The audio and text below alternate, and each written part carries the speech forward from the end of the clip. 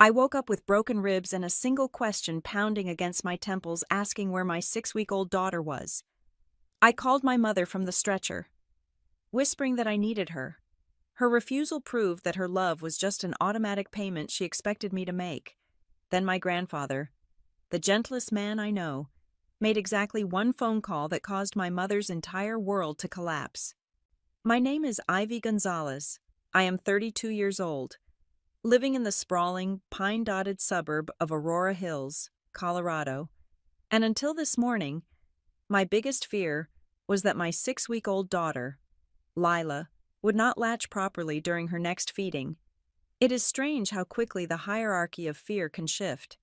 One moment you are worried about nipple confusion and sleep schedules, and the next you are worried about whether you will ever draw another breath to see your child's face again. It was supposed to be a 15-minute run. That was exactly what I told Mrs. Harper when I handed her the baby monitor. Mrs. Harper lives next door in a cedar-shingled ranch house that smells permanently of lavender and old paper. She is kind, the sort of neighbor who brings over casseroles unprompted. But she is also fragile. Her arthritis flares up when the pressure drops coming off the Rockies, and her hearing is fading. She loves Lila, but she cannot hold a crying infant for long. Her arms shake. I knew this, but we were out of diapers, and the milk carton in the fridge was light enough to toss across the room. I just needed to get to the Super Target on Parker Road and back. I kissed Lila on her forehead. She was asleep in her bassinet, her chest rising and falling in that rhythmic, peaceful way that makes you believe the world is safe. I grabbed my keys. I checked the time on the microwave. It was 10 in the morning on a Tuesday. The roads would be empty. I would be back before Lila even realized I was gone. I remember the song playing on the radio. It was some generic pop track about dancing until the world ends. I remember the heater blasting against my cold knuckles. I remember waiting at the intersection of Arapahoe and Jordan.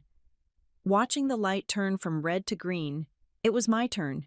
I tapped the gas. My SUV rolled forward into the intersection. I did not see the delivery truck until it was already part of my reality.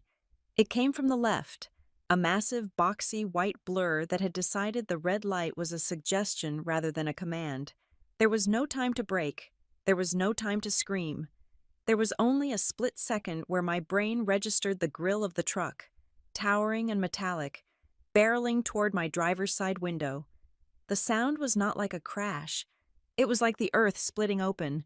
Metal screamed against metal, a high-pitched shriek that vibrated in my teeth.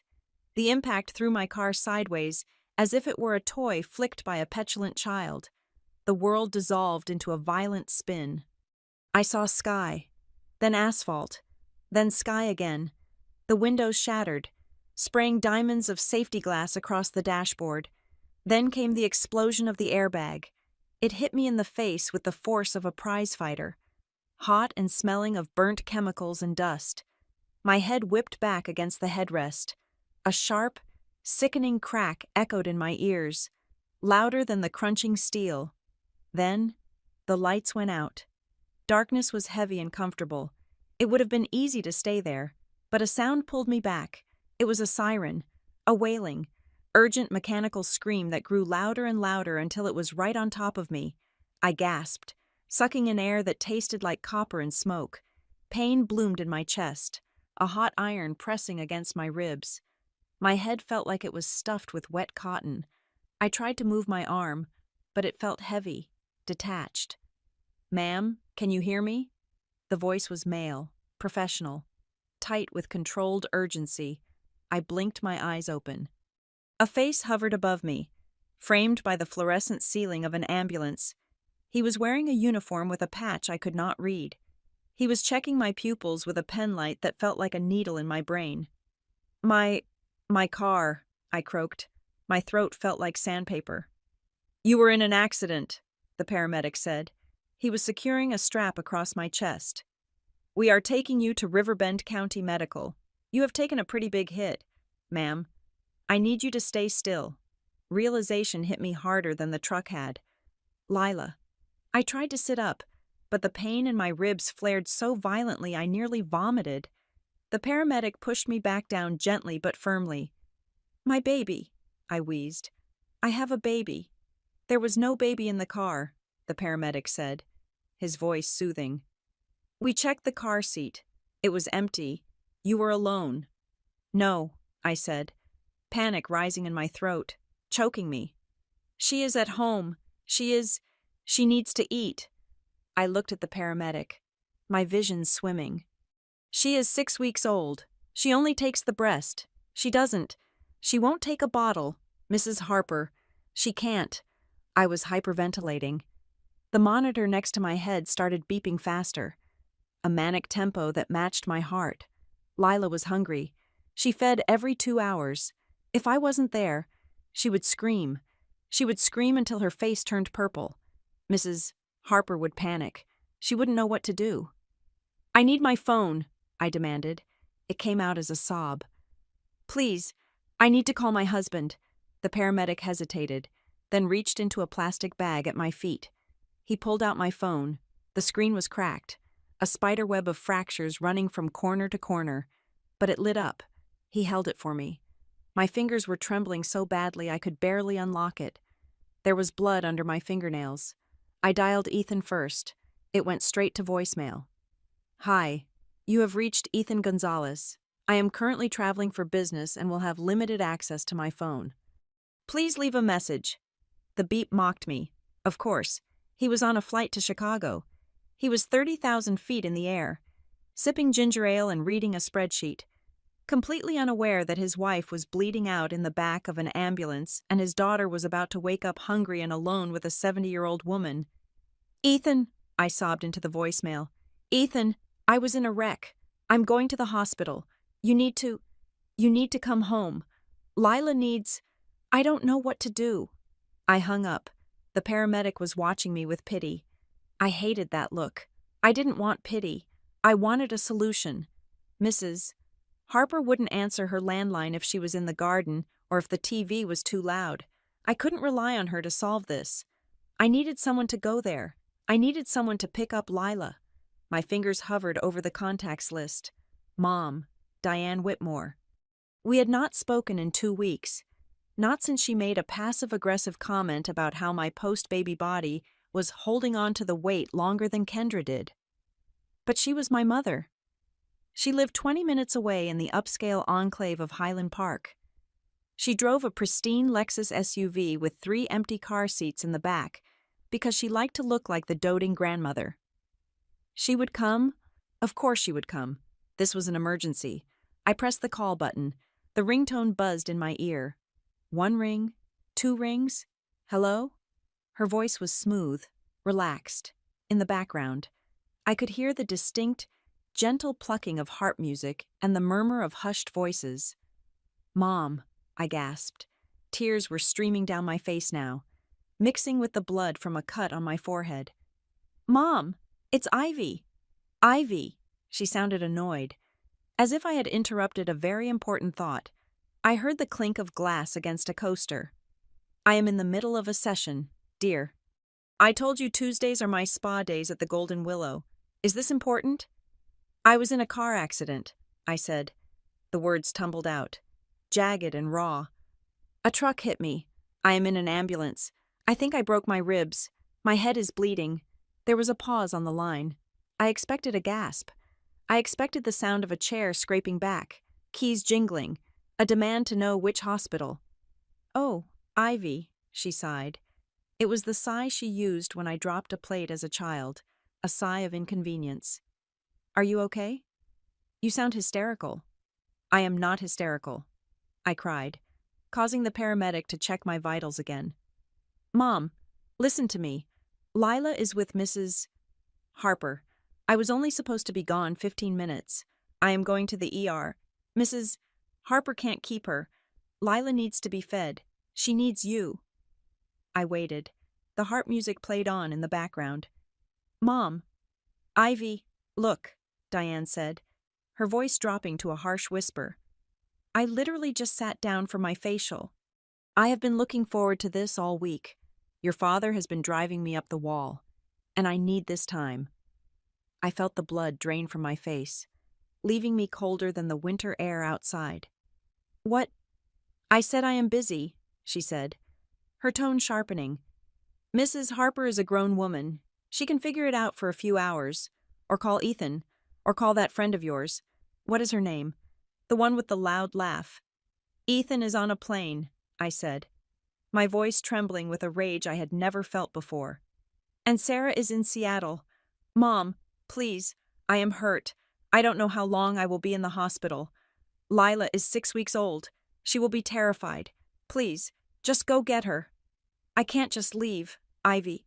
I have a wrap scheduled after this. And I already paid the deposit. It is non-refundable. The paramedic was staring at me. He could hear her voice leaking through the speaker. His expression had shifted from professional detachment to horrifying shock. Are you serious? I whispered. I could have died. I might have a brain bleed. And you are worried about a deposit. Stop being so dramatic, Diane snapped. You are talking. Aren't you? You are conscious? So you are fine. You always make everything such a production. Just like when you were a teenager. Always the victim. Mom, I have to go. The esthetician is waiting. Figure it out. Ivy, you are a mother now. Stop expecting everyone else to clean up your messes. The line went dead. I stared at the phone. The screen went black. Reflecting my own battered face, there was a gash above my left eyebrow, oozing blood. My lip was swollen, but the pain in my body was nothing compared to the hollow, freezing sensation spreading through my chest. It wasn't that she couldn't come. She had a car. She had the time. She was 20 minutes away. She just didn't want to. She chose a facial over her injured daughter and her hungry granddaughter. I let the phone drop onto the sheet. The ambulance hit a bump, and agony shot through my ribs. White-hot and blinding. I squeezed my eyes shut, but the darkness didn't help. In the dark, I could see my mother's face. I could see the perfectly applied makeup, the dismissive wave of her hand. I had spent my entire life trying to buy her affection. I paid their bills. I bought their plane tickets. I listened to their complaints. I thought if I was just good enough, successful enough, generous enough, she would finally look at me the way she looked at my sister, Kendra. But as the ambulance siren wailed into the gray morning, the truth settled over me like a shroud. She didn't care. She never had. And she never would. Ma'am, the paramedic asked softly, is someone coming? I opened my eyes. I looked at the ceiling of the ambulance. I thought of Lila, tiny and helpless, waiting for a mother who wasn't coming home. No, I said. My voice was dead. No one is coming. But that wasn't an option. I couldn't leave Lila. I had to think. I had to function. The pain was trying to drag me under. But the image of my daughter screaming in Mrs. Harper's arms kept me tethered to the surface. I needed a professional. I needed someone who did not require a deposit of emotional currency I did not have. I grabbed the phone again. My fingers were slippery with blood. I searched my memory, fighting through the fog of the concussion. When I was pregnant, I had been paranoid. I had researched everything. I had saved a number for a service I thought I would never use, something for the ultra-wealthy or the desperate. Silver Sprout Newborn Care. I scrolled through my contacts. I found it. I pressed dial. It rang once. Silver Sprout Emergency Line. This is Claire speaking. How can we assist you today? The voice was crisp, alert, and efficient. It sounded like salvation. Help me, I whispered. Please. The paramedic, whose name tag read Miller, watched me with a gaze that was equal parts medical assessment and human pity. He had heard the entire conversation. He had heard the rejection.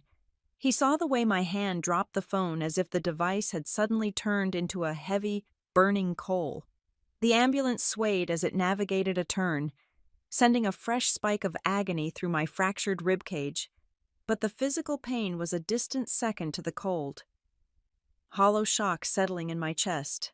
We need a backup plan, Miller said, his voice cutting through the fog of my concussion. He was working while he spoke. Adjusting the IV line in my arm, checking the readout on the heart monitor that was beeping a frantic, staccato rhythm. We are about 10 minutes out from Riverbend County Medical. You said the neighbor is elderly. You said the baby is 6 weeks old. We need to find someone else. Who else is there? I tried to think, but my brain felt like a corrupted hard drive. The files were there, but I could not access them. My address book was a list of names that suddenly meant nothing. Sarah, my best friend since college. She would leave a meeting, leave a dinner, leave anything for me. But Sarah was in Seattle for a tech conference. Even if she sprinted to the airport right now, she was a 4-hour flight away. By the time she landed, rented a car, and drove to Aurora Hills, Mrs. Harper's arms would have given out, and Lila would have been screaming for hours. My in-laws, Ethan's parents, they were good people, kind people. But they were snowbirds currently wintering in a condo in Sarasota, Florida. They were thousands of miles away. There was no one. The circle of support I thought I had built was an illusion. It was just me, Ethan, and a mother who was currently getting a seaweed wrap while her daughter bled in the back of an ambulance. The panic began to rise again, clawing at my throat. It was a logistical terror, a countdown clock ticking down inside my head. Mrs. Harper had arthritis. She could hold Lila for 20 minutes, maybe 30. After that, the pain in her joints would become unbearable. She would have to put Lila down.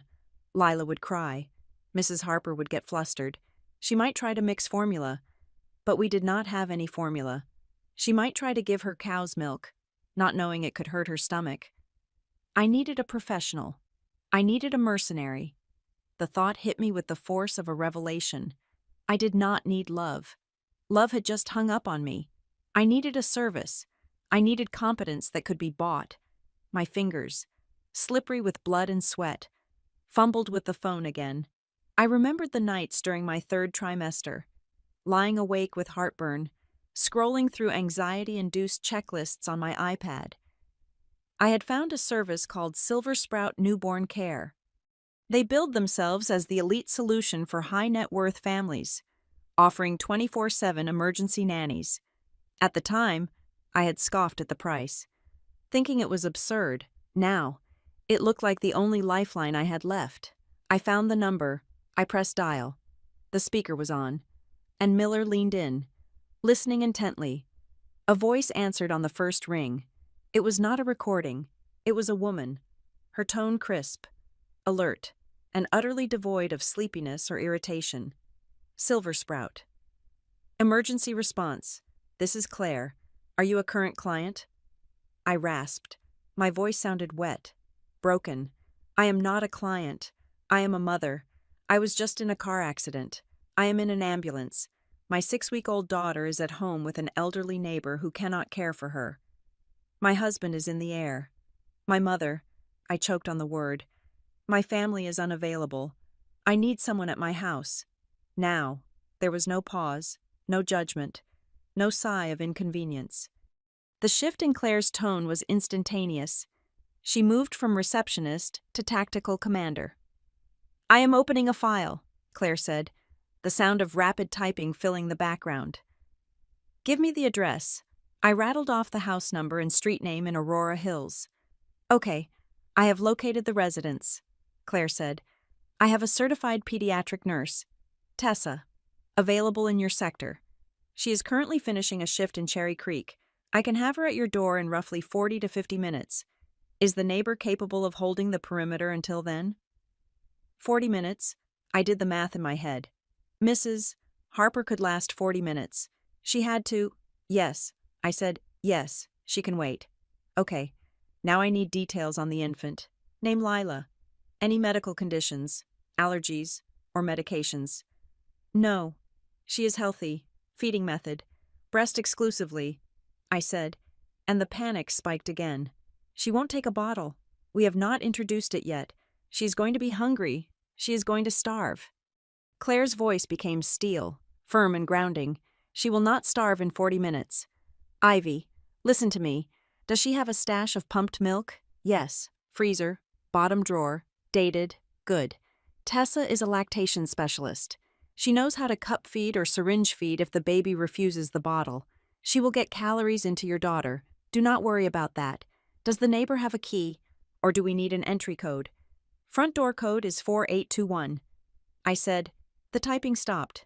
Okay, I am dispatching Tessa now. She will have a tablet with all this information. She will identify herself to the neighbor. She will stay with Lila until your husband arrives. We will bill the card on file later, right now. The priority is the child." I sobbed. It was a singular, ugly sound that tore out of my throat. It was the sound of a burden being lifted by a stranger's hands. "Thank you," I whispered. "We will be there." "Ivy," Claire said. Her voice softened. "Just a fraction. Focus on getting well. Your baby is safe." The line disconnected. I let the phone fall onto my chest.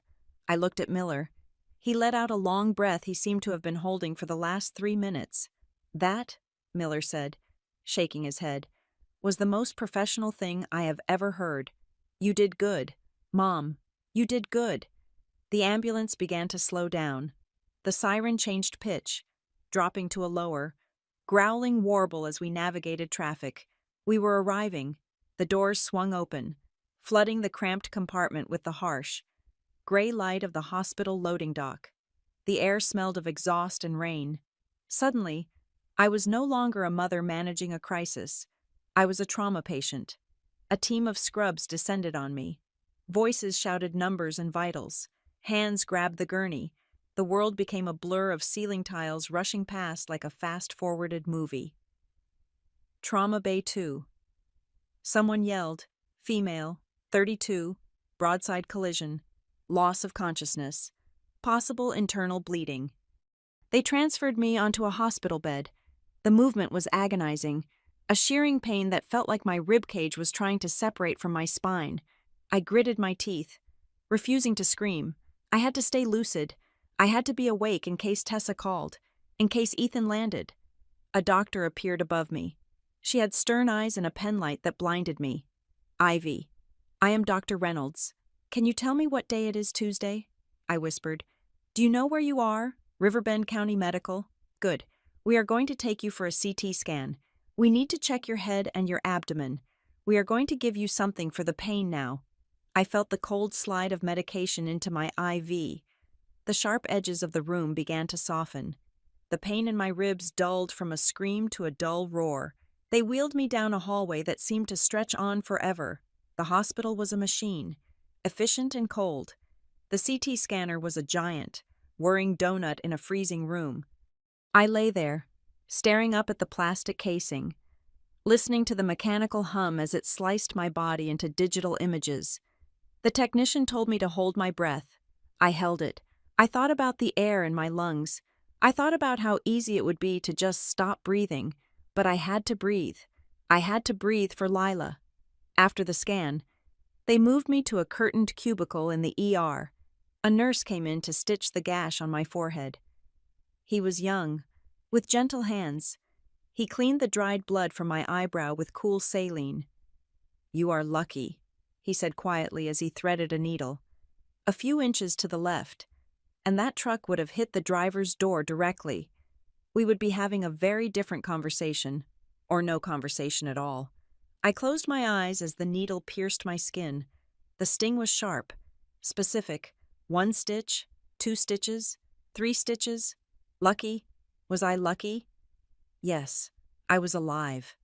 My daughter was going to be cared for by a highly trained nurse named Tessa, who cost $50 an hour plus an emergency dispatch fee. My husband was safe on a plane, but as I lay there, listening to the beep of the monitors and the distant weeping of a family in the waiting room, the anesthesia of the adrenaline began to wear off, and underneath the physical pain, underneath the broken rib and the concussion and the bruised hip, there was a different kind of wound. It was a gaping, ragged hole in the center of my chest where my mother used to be. I replayed the call in my mind. I analyzed it like a piece of evidence. "I am busy. Don't make a scene. I have a deposit." It wasn't just selfishness. It was a complete absence of maternal instinct. It was a void. When I told her I was hurt, when I told her her granddaughter was stranded, she didn't feel fear. She felt annoyed. She felt interrupted. The nurse finished the last stitch and taped a piece of gauze over my forehead. "There you go," he said. "Try to rest. The doctor will be back with the scan results in a bit." He left me alone. The curtain swayed in the air conditioning draft. I stared at the white ceiling tiles. I thought about the stranger. Tessa, driving her car toward my house right now. She was racing against time to comfort a baby she had never met. She was doing it for a paycheck. Yes, but she was doing it. She had said yes when the person who gave me life had said no. A tear leaked out of the corner of my eye and slid into my hair. It was hot and salty. The broken rib was a sharp, jagged pain every time I inhaled. But the realization that my mother viewed my existence as an administrative burden, that pain was not sharp. It was heavy. It felt like I was being crushed under the weight of a truth I had spent 32 years trying to ignore. She did not love me. Not really. Not when it cost her something. Not when it was inconvenient. I closed my eyes, and for the first time since the truck hit me, I allowed myself to feel the full weight of the crash. But it wasn't the truck I was mourning. It was the illusion of a family I had just lost forever. The vibration of my phone against the hard plastic of the hospital tray table sounded like a trapped insect. It startled me out of a half-doze that had been more about pain exhaustion than actual sleep. I reached for it with my good arm, wincing as the movement pulled at the stitches on my forehead. The screen lit up with a photo of Ethan. It was a picture I had taken of him last summer, laughing with his head thrown back, holding a half-eaten hot dog. Seeing it now, in the sterile gray light of the recovery room, felt like looking at a relic from a different civilization. I slid my thumb across the screen. "Ethan," I whispered. "Ivy." His voice was a wall of sound, loud and ragged. I could hear the background noise of an airport terminal, the tannoy announcements, the rush of suitcases on tile, the murmur of 1,000 strangers. I just landed. I just got the voicemail. "Oh my God. Ivy, are you okay?" The message cut off. "Tell me you are okay. I am alive," I said, and saying it out loud made my throat tighten. "I am at Riverbend.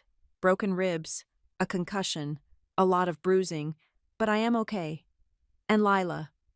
His voice cracked on her name. "She is safe," I said quickly. "I hired a service, an emergency nanny named Tessa. She is with her now." Ethan let out a sound that was half sob, half laugh. "Thank God. Okay. I am at the ticket counter. I am getting on the next flight back to Denver. It leaves in 40 minutes. I will be there by tonight." "Ethan, the conference," I said automatically. It was a reflex. For years, I had been trained to prioritize the schedules of others over my own crises. "You are the keynote speaker tomorrow."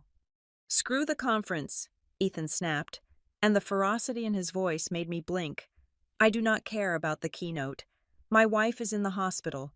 My daughter is with a stranger. I am coming home." He paused, and I could hear him breathing hard, as if he had been running. "Ivy," he said, his tone dropping to something darker, something dangerous. "In your voicemail, you said you called your mother." I closed my eyes. The shame washed over me again. Hot and prickly. "Yes, and she couldn't come," I said, my voice small. "She had a facial scheduled. She said she couldn't lose the deposit." The silence on the other end of the line was absolute. For 5 seconds, there was no airport noise, no breathing, just a static void. She said what Ethan asked. His voice was very quiet, in the way a pressure cooker is quiet right before the lid blows off.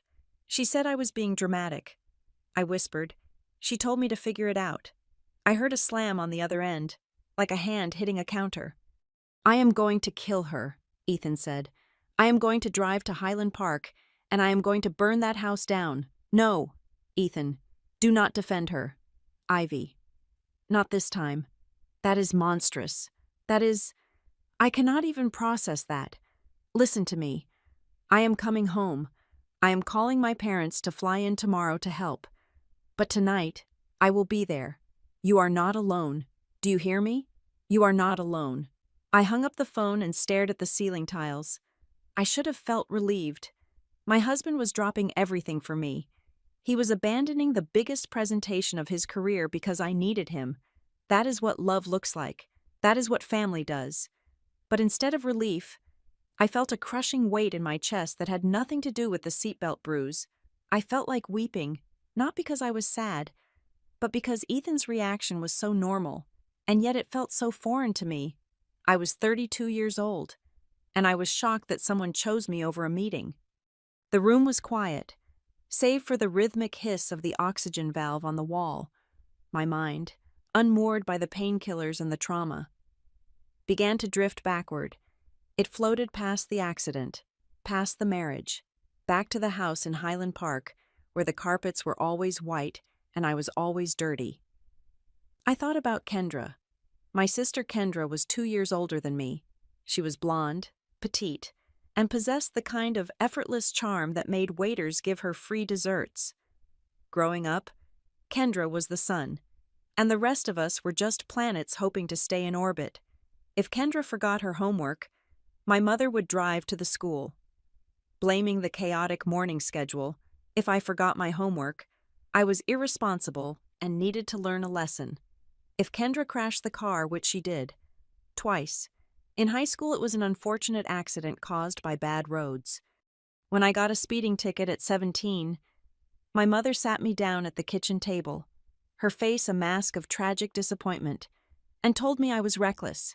"You always make everything so messy." "Ivy," she had said. I could still hear that sentence. It hung in the air of the hospital room like stale smoke. "You make things messy. You are difficult. You are the problem." I remembered the time I broke my arm falling out of a tree when I was 10. I had run inside, crying, holding my wrist at a sickening angle. My mother had been on the phone with her tennis partner. She had looked at me, covered the receiver, and hissed, "Can you please keep it down? I am on a call." She took me to the emergency room eventually, but the whole ride there. She sighed. She adjusted the rearview mirror. She complained that this was going to make her late for dinner, by the time the doctor set the bone. I had stopped crying. I had learned, even then, that my pain was an inconvenience. It was a bill to be paid, a schedule disruption to be managed.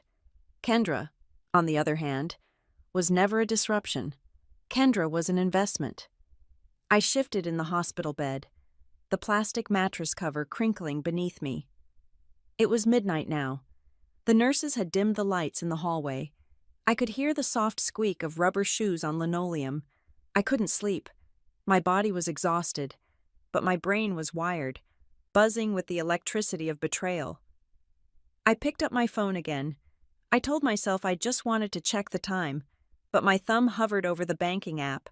I needed to see if the payment to the emergency nanny service had gone through. I needed to know how much money I had left in the joint account before Ethan got back. It was a habit born of anxiety, a need to control the variables when everything else was spinning out. I logged in. Face ID recognized me even with the bandage on my forehead. The balances loaded, checking, savings, emergency fund. I scrolled down. And there, in the list of recent transactions, was a pending charge. Automatic transfer. Mom. Dad house help. I froze. I stared at the words. Mom, Dad house help. I had forgotten about the label. I had set it up so long ago that it had become background noise, like a subscription to a magazine you never read but keep paying for. I tapped on the transaction to see the details. Amount $2,500, frequency monthly, status pending, $2,500. My heart hammered against my ribs. A painful, erratic rhythm. I looked at the date the recurring transfer was established. October 14th. 9 years ago, I did the mental math. $2,500 a month, 12 months a year, 9 years. That was $270,000. The number sat on the screen. Cold and absolute. $270,000. That was the price of a small house. That was a college education for Lila. That was a retirement fund. I closed my eyes, and the memory of that day 9 years ago came rushing back. I was 23. I had just landed my first big job as a marketing associate. I was proud, making good money for the first time in my life. I had gone to dinner at my parents' house to celebrate. My mother had been crying. My father had been staring into his scotch. We are in trouble. Ivy, my mother had said, clutching my hand across the table. The business took a hit. The mortgage rates adjusted. We might lose the house. She had looked so small, so fragile. The house was the only home I had ever known. The idea of them losing it, of them being out on the street, terrified me. I can help, I had said.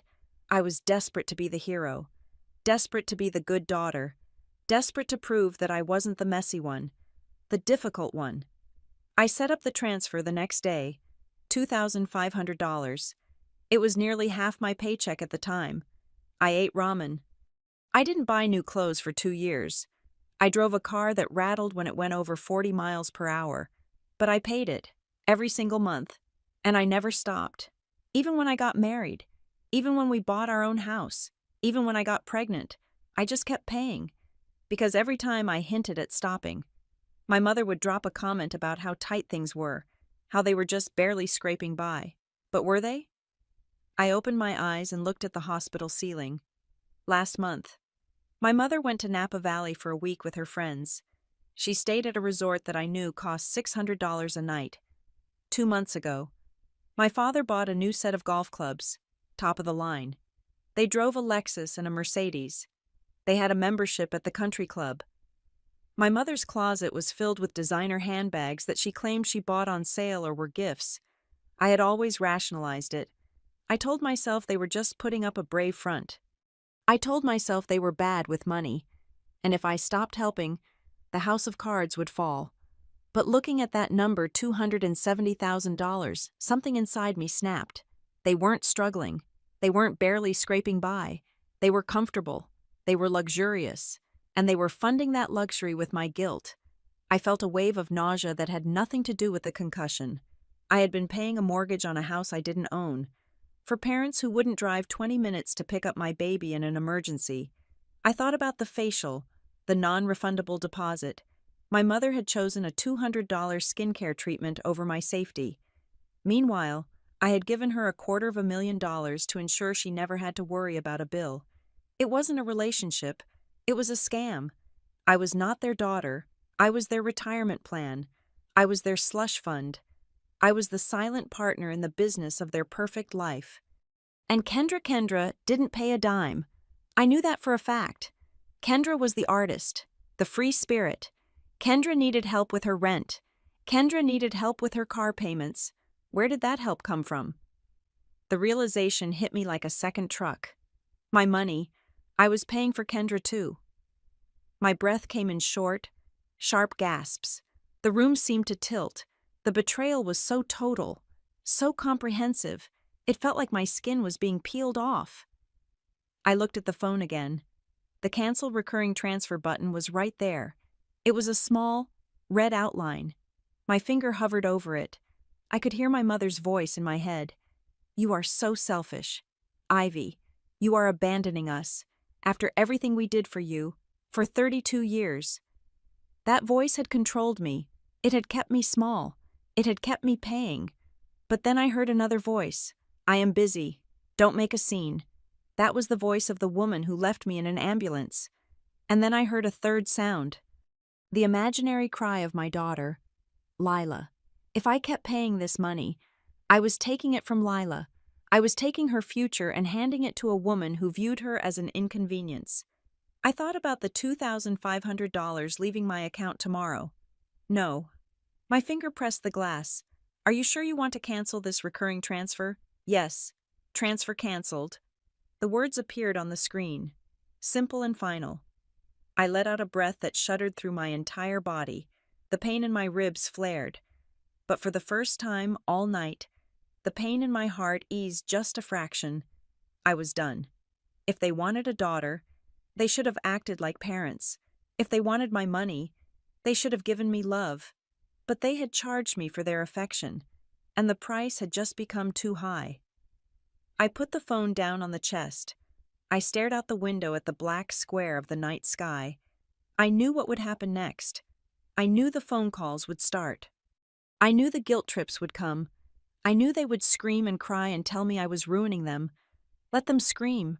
I closed my eyes. And for the first time in 32 years, I didn't feel like the messy child. I felt like the person holding the checkbook, and the bank was officially closed.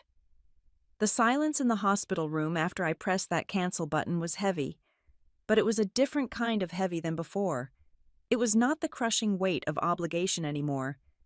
It was the terrifying, weightless sensation of free fall.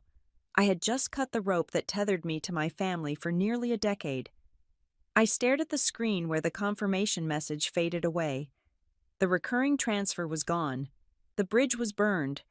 But my mind was not done with the math. The number I had calculated earlier, $270,000, kept swirling in my head, nauseating and relentless. That figure was not just a statistic, it was a confession. I realized with a jolt of shame that I had never told Ethan the true extent of it. He knew I helped my parents. He knew I picked up the check at dinner, or paid for a flight here and there. He knew I was generous, but he had no idea about the monthly $2,500. We kept our finances largely separate, a decision I had championed early in our marriage under the guise of feminist independence. I had told him I wanted to maintain my own agency, my own safety net. That was a lie. I had kept our accounts separate because I was ashamed. I was ashamed that I was a 32-year-old woman who was still paying a subscription fee for her mother's love. I was ashamed that I was siphoning off our potential wealth to prop up a facade of upper-middle-class success in Highland Park. If Ethan knew I had funneled $250,000 into my mother's closet and my father's country club tab while we were saving for a nursery, he would not just be angry. He would be heartbroken. He would look at me with that confused, pitying expression and ask why I thought I had to buy my seat at my own family table.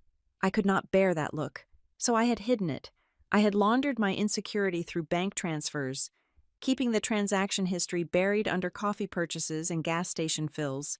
But the secret was acid, and it was eating through the container. I needed to do something tangible. I needed to take that money, that energy I had just reclaimed, and put it somewhere safe, somewhere it could not be touched by guilt or manipulation. With trembling fingers, I navigated to the Open New Account tab on my banking app. Select account type High Yield Savings. Nickname Lila Future. I typed the name out slowly. Lila Future. It looked beautiful on the screen. It looked like a promise. I initiated a transfer, not for a random amount, but for exactly $2,500. The money that would have gone to my parents tomorrow. Confirm transfer. I watched the digital bar load. Green. Complete. For the first time in 9 years. That money was staying in my house.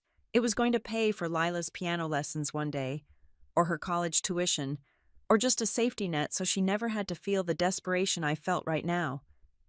I switched apps to my messages. Ethan's name was at the top. I needed to warn him. I could not tell him everything over text. It was too big, too ugly. But I had to prepare the ground. I need you to trust me. I typed, my thumb hovering over the blue arrow. I found something out. Something about my finances and my parents. I will explain everything when you get here. Just please, don't ask me until I can look at you. Sent. I put the phone down on my chest and took a shallow breath. The pain in my ribs was a dull throb now, a constant reminder of the physical crash. But my mind was racing with a new, colder paranoia. If I had hidden this from Ethan, what had they hidden from me I had given them access to so much over the years? My address, my social security number for insurance forms when I was in college. My trust. My mother had always handled the paperwork for the family. She was the one who filed the taxes, the one who organized the loans. She was organized. She was efficient. A cold prickle of dread started at the base of my neck and spread down my spine. I picked up the phone again. My battery was at 20%, but I did not care. I opened a browser and typed in the name of a credit reporting agency. I had not checked my credit score in 2 years. Not since we bought our house. I assumed it was fine. I paid my bills. I was responsible. The site took a moment to load. I had to answer security questions. Which of these streets have you lived on? What is the model of your car? I tapped the answers. Ridgeview Drive, Toyota Highlander, verifying identity. The loading circle spun. It felt like it was spinning for an hour. Then, The dashboard appeared. My score was 720. Good. Not excellent, but good. But there was a red flag icon near the total debt section. I tapped it. My eyes scanned the list of open accounts. Mortgage, Aurora Hills, that was correct. Auto loan, Toyota Financial, correct. Credit card, Chase Sapphire, correct. Home equity line of credit, First National Bank. I stopped. I blinked, thinking the concussion was making me hallucinate. Home equity line of credit. I did not have a home equity line of credit. Ethan and I had talked about it once to renovate the kitchen, but we decided against it. We wanted to pay down the principal first. We never signed papers. We never went to the bank. I tapped on the detail view.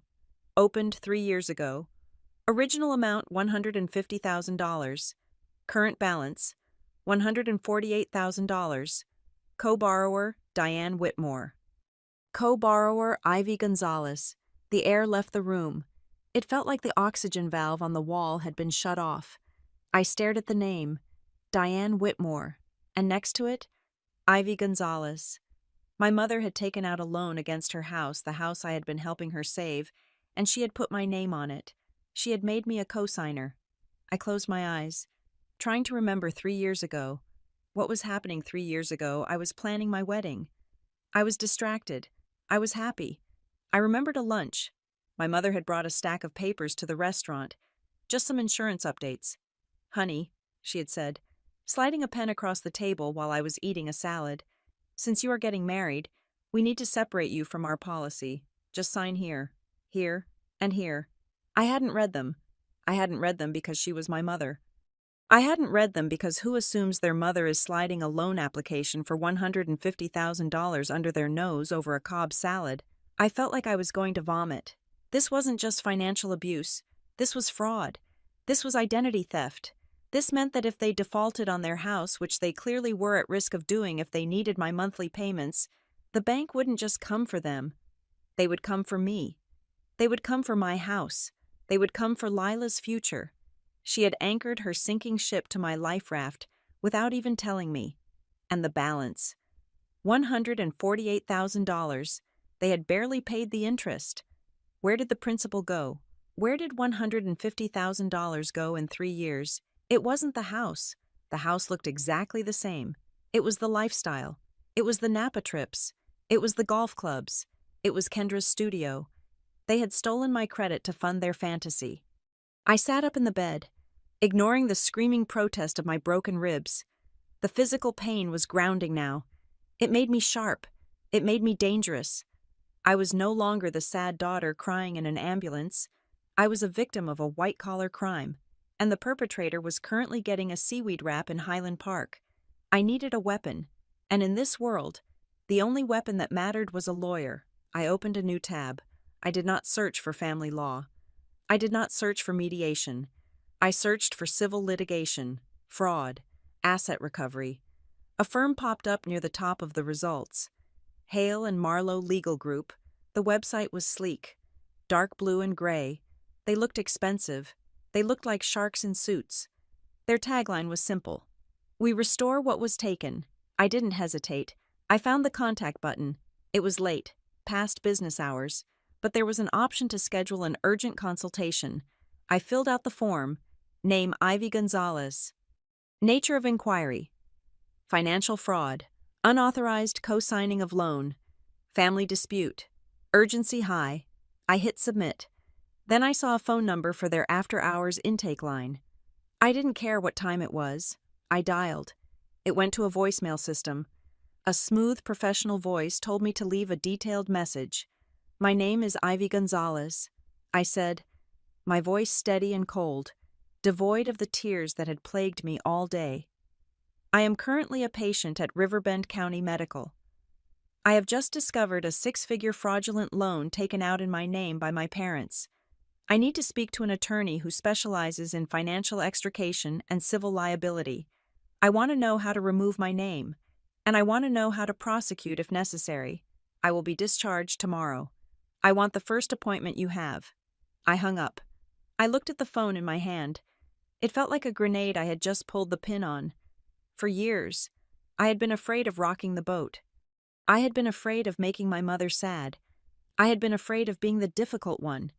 But looking at that credit report, looking at the $150,000 of debt chained to my ankle, I realized something. They didn't just borrow money. They mortgaged my life. They looked at me and didn't see a person. They saw collateral. I laid back against the pillow. The room was dark, but my eyes were wide open. Ethan was coming. He would be here soon, and for the first time in our marriage. I wasn't going to hide the mess. I was going to show him exactly what my family was. I wasn't going to fix this. I was going to expose it. I looked at the date on my phone, January 27th. This was the day Ivy the daughter died, and Ivy the plaintiff was born. The heavy wooden door of my hospital room pushed open with a slow, deliberate weight that instantly changed the atmospheric pressure of the room. It was not a nurse rushing in to check vitals, and it was not a doctor carrying a clipboard of bad news. It was my grandfather, Walter. He was 74 years old, but he carried himself with the kind of rigid, oak tree stability that made him seem timeless. He was wearing a wool overcoat that smelled of cold air and pipe tobacco. His silver hair combed back severely from a forehead that was currently creased with a thunderous quiet. His gray-blue eyes, usually crinkled with the gentle humor he saved exclusively for me, were currently flat and hard like frozen slate. Ethan, who had arrived an hour earlier and was currently sitting in the plastic chair gripping my hand like it was the only thing anchoring him to earth, stood up immediately. Ethan was a tall man, broad-shouldered and confident, but in front of Walter, he always straightened his spine just a little more. "Walter," I said, my voice rasping in my throat. I tried to sit up, but the broken ribs screamed in protest, forcing a sharp hiss of air through my teeth. "Do not move," Walter commanded. It was not a shout. It was a statement of fact, low and rumbling. He walked to the side of the bed, bypassing Ethan with a brief, grim nod, and placed a large, calloused hand on my uninjured shoulder. His touch was warm. It was the first time since the accident that I felt safe. "I thought you were in Montana," I whispered. Walter spent his winters in a cabin outside Missoula, avoiding the suburban drama that my mother thrived on. "I was," Walter said. He pulled the visitor chair closer, the metal legs scraping harshly against the linoleum. "Then Mrs. Harper called me." I blinked. Mrs. Harper. My neighbor, Mrs. Harper, the woman with the arthritis and the lavender smell, had done more than just watch my baby. She was distressed, Walter continued, his eyes locking onto mine. She heard the phone call. Ivy. She was standing right next to the phone when you called your mother. She heard Diane say she was too busy. She heard the refusal. Mrs. Harper was afraid you were going to die in that ambulance, and she did not know who else to call. So she went through her old address book and found the number I gave her 5 years ago when I fixed her porch railing. I felt a fresh wave of humiliation wash over me. A stranger, a neighbor, had heard my mother discard me. "I am sorry," I said, looking down at the white hospital sheet. "I did not mean to cause a scene. I should have handled it better." "Stop," Walter said. The word was sharp, cutting through my apology like a knife. He leaned in, his face inches from mine. "Do not do that. Do not apologize for bleeding. Do not apologize for asking for help. And for the love of God, Ivy, do not shrink your pain just to make it easier for others to digest." He looked up at Ethan, then back at me. "Diane is not busy," Walter said. His voice was devoid of emotion, which made it terrifying. "She is not working. She is not in a crisis. She is on a vacation that I paid for." I stared at him. "What, the spa week?" Walter said. "The upcoming trip to Cabo, the remodeling of her kitchen last year. She told me she was burnt out. She told me she needed to reconnect with herself. I paid for the flight. I paid for the resort. I paid for the facial she was so worried about losing the deposit on." He reached into the inside pocket of his coat and pulled out his smartphone. He did not look like an old man struggling with technology. He looked like a general ordering an airstrike. She put the deposit on my American Express card. Walter said, He tapped the screen, scrolling through his contacts until he found a number. He put the phone on speaker and set it on the tray table between us. It rang twice. Luxury Escapes, Travel Agency. This is Brenda speaking. Brenda, this is Walter Whitmore. Oh, Mr. Whitmore. How are you today? We are all set for Diane's itinerary next week. Cancel it, Walter said. There was a pause on the line. I beg your pardon. Cancel the entire itinerary. Walter repeated. The flights, the resort in Cabo, the spa packages, the private transfers, all of it. Mr. Whitmore, Brenda stammered, sounding flustered. We are within the penalty window. You will lose the deposits. It is thousands of dollars. I do not care if it is $1 million, Walter said, his voice dropping an octave. Cancel the booking, and if Diane calls to reinstate it, you tell her that the cardholder has reported the transaction as unauthorized use of funds for non-approved purposes. But sir, do it. Brenda, now. I heard the clicking of a keyboard on the other end. It is done, Brenda whispered. Confirmation sent to your email. Thank you. Walter tapped the red button to end the call. The silence that followed was deafening. He looked at me, his expression unyielding. No one uses my money to abandon my grandchild, he said. I looked at Ethan. His face was pale. His jaw set so hard a muscle was jumping in his cheek. He was seeing a side of my family's dynamic that he had never witnessed before. He had seen the dysfunction, yes, but he had never seen the ledger, and that was when I knew I had to tell them. The secret I had been keeping, the secret I had deleted from my banking app just hours ago, felt like it was burning a hole in my chest. If Walter was pulling the financial threads, I had to show him the whole tapestry. Grandpa, I said. My voice was small, trembling. He looked at me, his eyes softening instantly. What is it, kiddo? It is not just you, I said. I took a breath that hurt my ribs, but I needed the air. You are not the only one paying. Walter frowned. What do you mean? I looked at Ethan. I am sorry. I said to my husband, I never told you because I was ashamed. I was ashamed that I had to buy their approval. Ethan took my hand in both of his. Ivy, what are you talking about? For the last 9 years, I said, forcing the words out. I have been sending them $2,500 a month. Ethan froze. Walter went very still. $2,500, Ethan repeated, emphasizing each word. A month, I nodded. Since I was 23, since they told me they were going to lose the house, I set up an automatic transfer. I never stopped it. Until tonight, I saw Ethan doing the math in his head. I saw the realization hit him. That is over $250,000. Ivy. I know, I whispered. Tears pricked my eyes. I know. Walter did not do the math. He did not look surprised by the amount. He looked furious, but the fury was not directed at me. He stood up and walked to the window, looking out at the darkness. He stood there for a long time, his silhouette framed by the city lights. They told me they were struggling too. Walter said to the glass. He turned around. 10 years ago. Diane came to me. She said the business was failing. She said your father made some bad investments.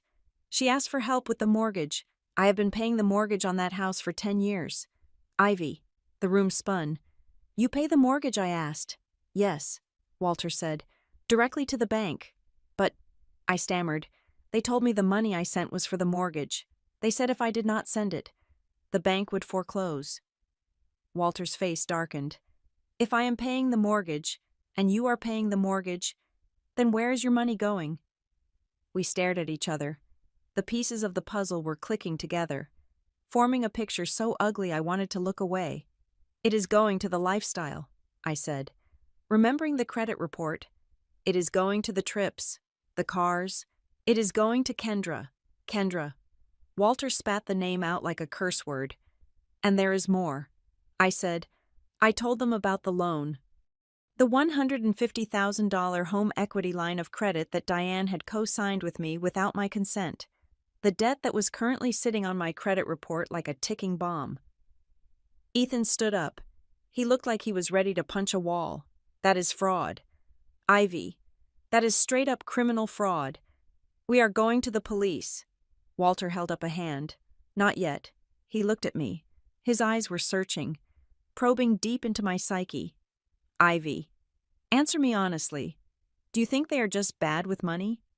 Do you think this is just incompetence? No. I said. I thought about the phone call in the ambulance. I thought about the manipulation. I thought about the years of being told I was the difficult one while I was secretly funding their ease. No, I said again.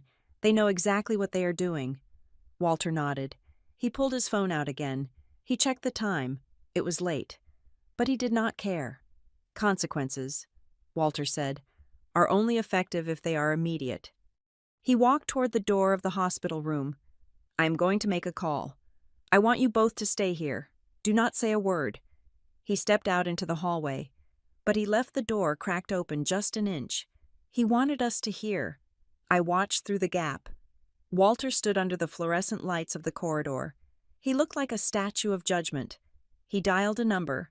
I knew who was on the other end. Diane, Walter said. His voice carried into the room, clear and cold. I could not hear her reply, but I could imagine the tone, the feigned sleepiness, the confusion. Shut up, Walter said. It was the first time I had ever heard him speak to his daughter that way. I am at the hospital, Walter said. I am with Ivy. I know about the accident. Mrs. Harper told me. I know about the refusal. I know about the travel agency.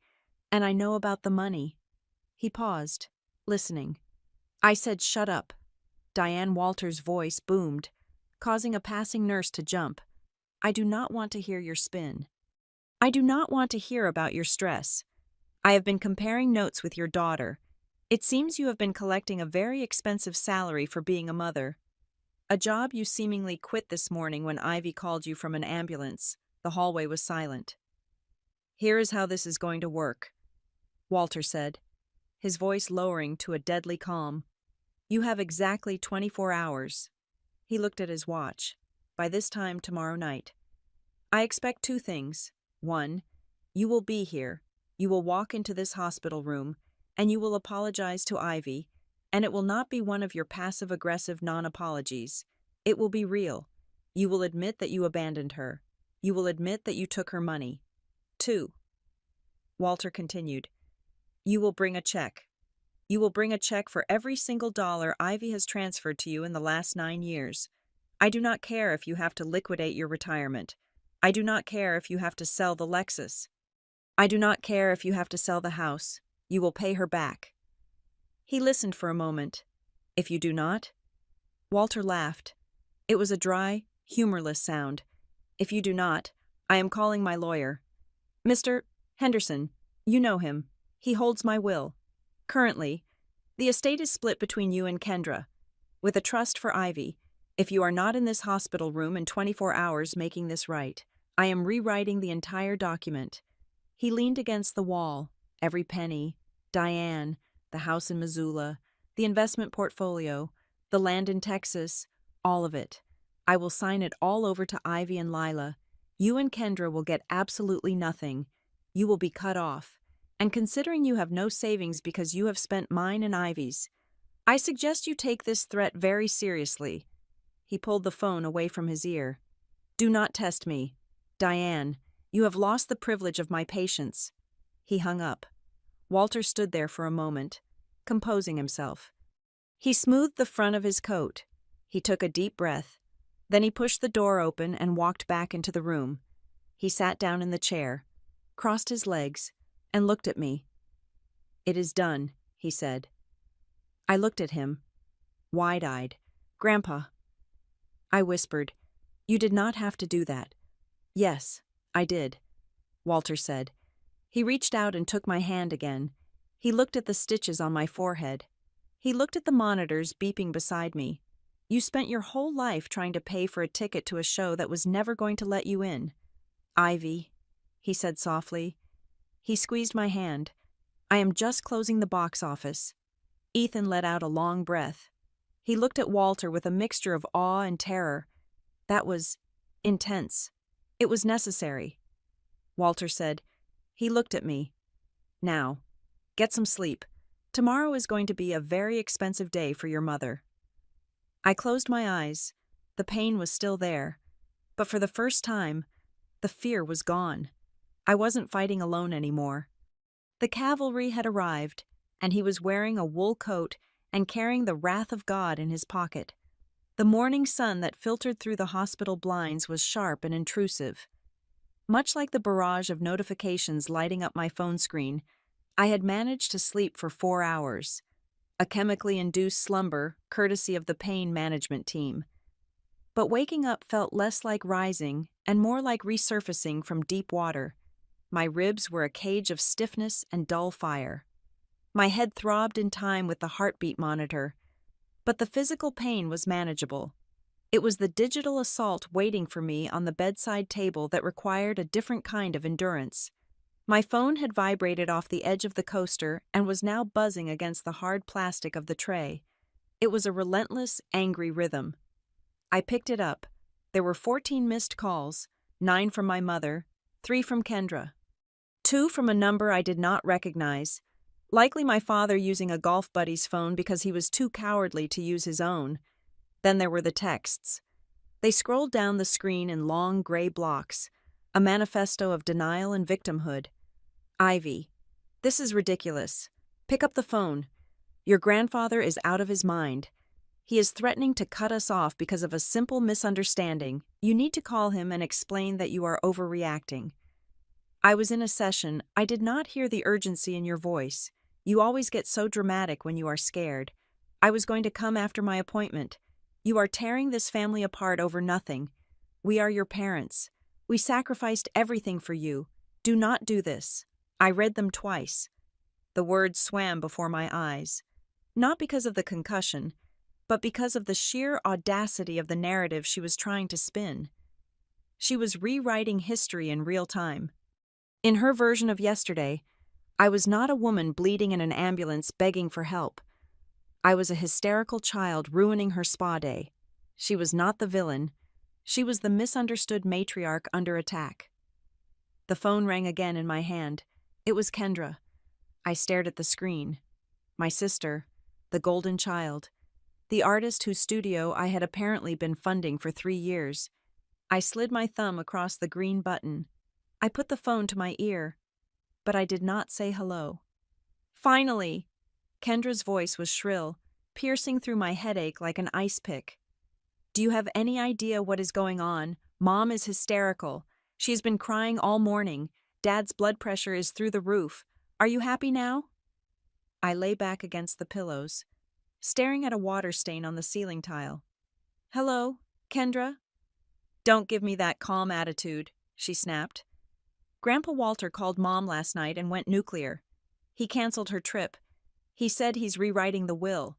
Ivy, this is insane. It was a car accident. You are fine. You are answering the phone, aren't you? Why are you making the whole family suffer because you got a little banged up? A little banged up. I looked at the cast on my wrist.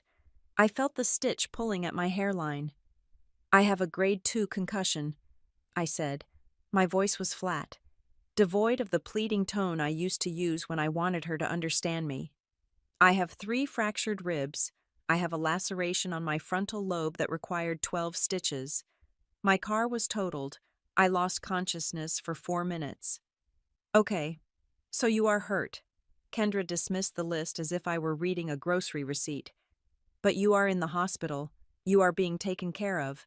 Why did you have to drag Grandpa into it? Why did you have to tell him about the money? Because the baby needed care, I said, ignoring her question. Lila is 6 weeks old. She is breastfed. She was alone with Mrs. Harper. I needed Mom. She said no. She didn't say no, Kendra argued. She said she was busy. You know how she gets with her appointments. You could have called me. I did call you, I said. It went to voicemail. You were at your spin class. Well, I can't be available 24/7.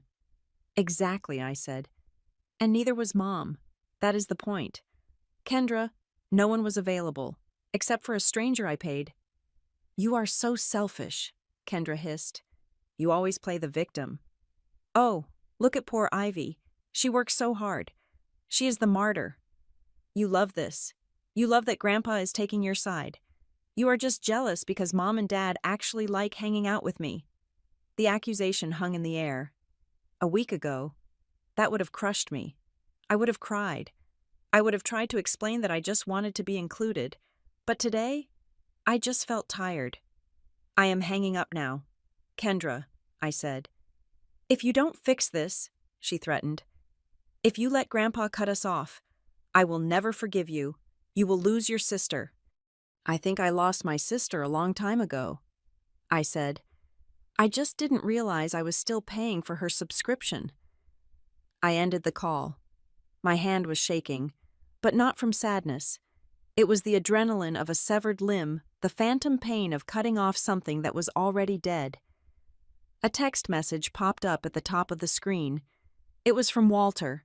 Do not explain yourself to people who are committed to misunderstanding you. Rest. I let out a breath I didn't know I was holding. He knew. He knew exactly what they were doing. He knew the playbook because he had watched them run it for years. The door to the room opened, and Ethan walked in. He was carrying 2 coffees and a bag of bagels. Looking disheveled but energized. He had clearly not slept.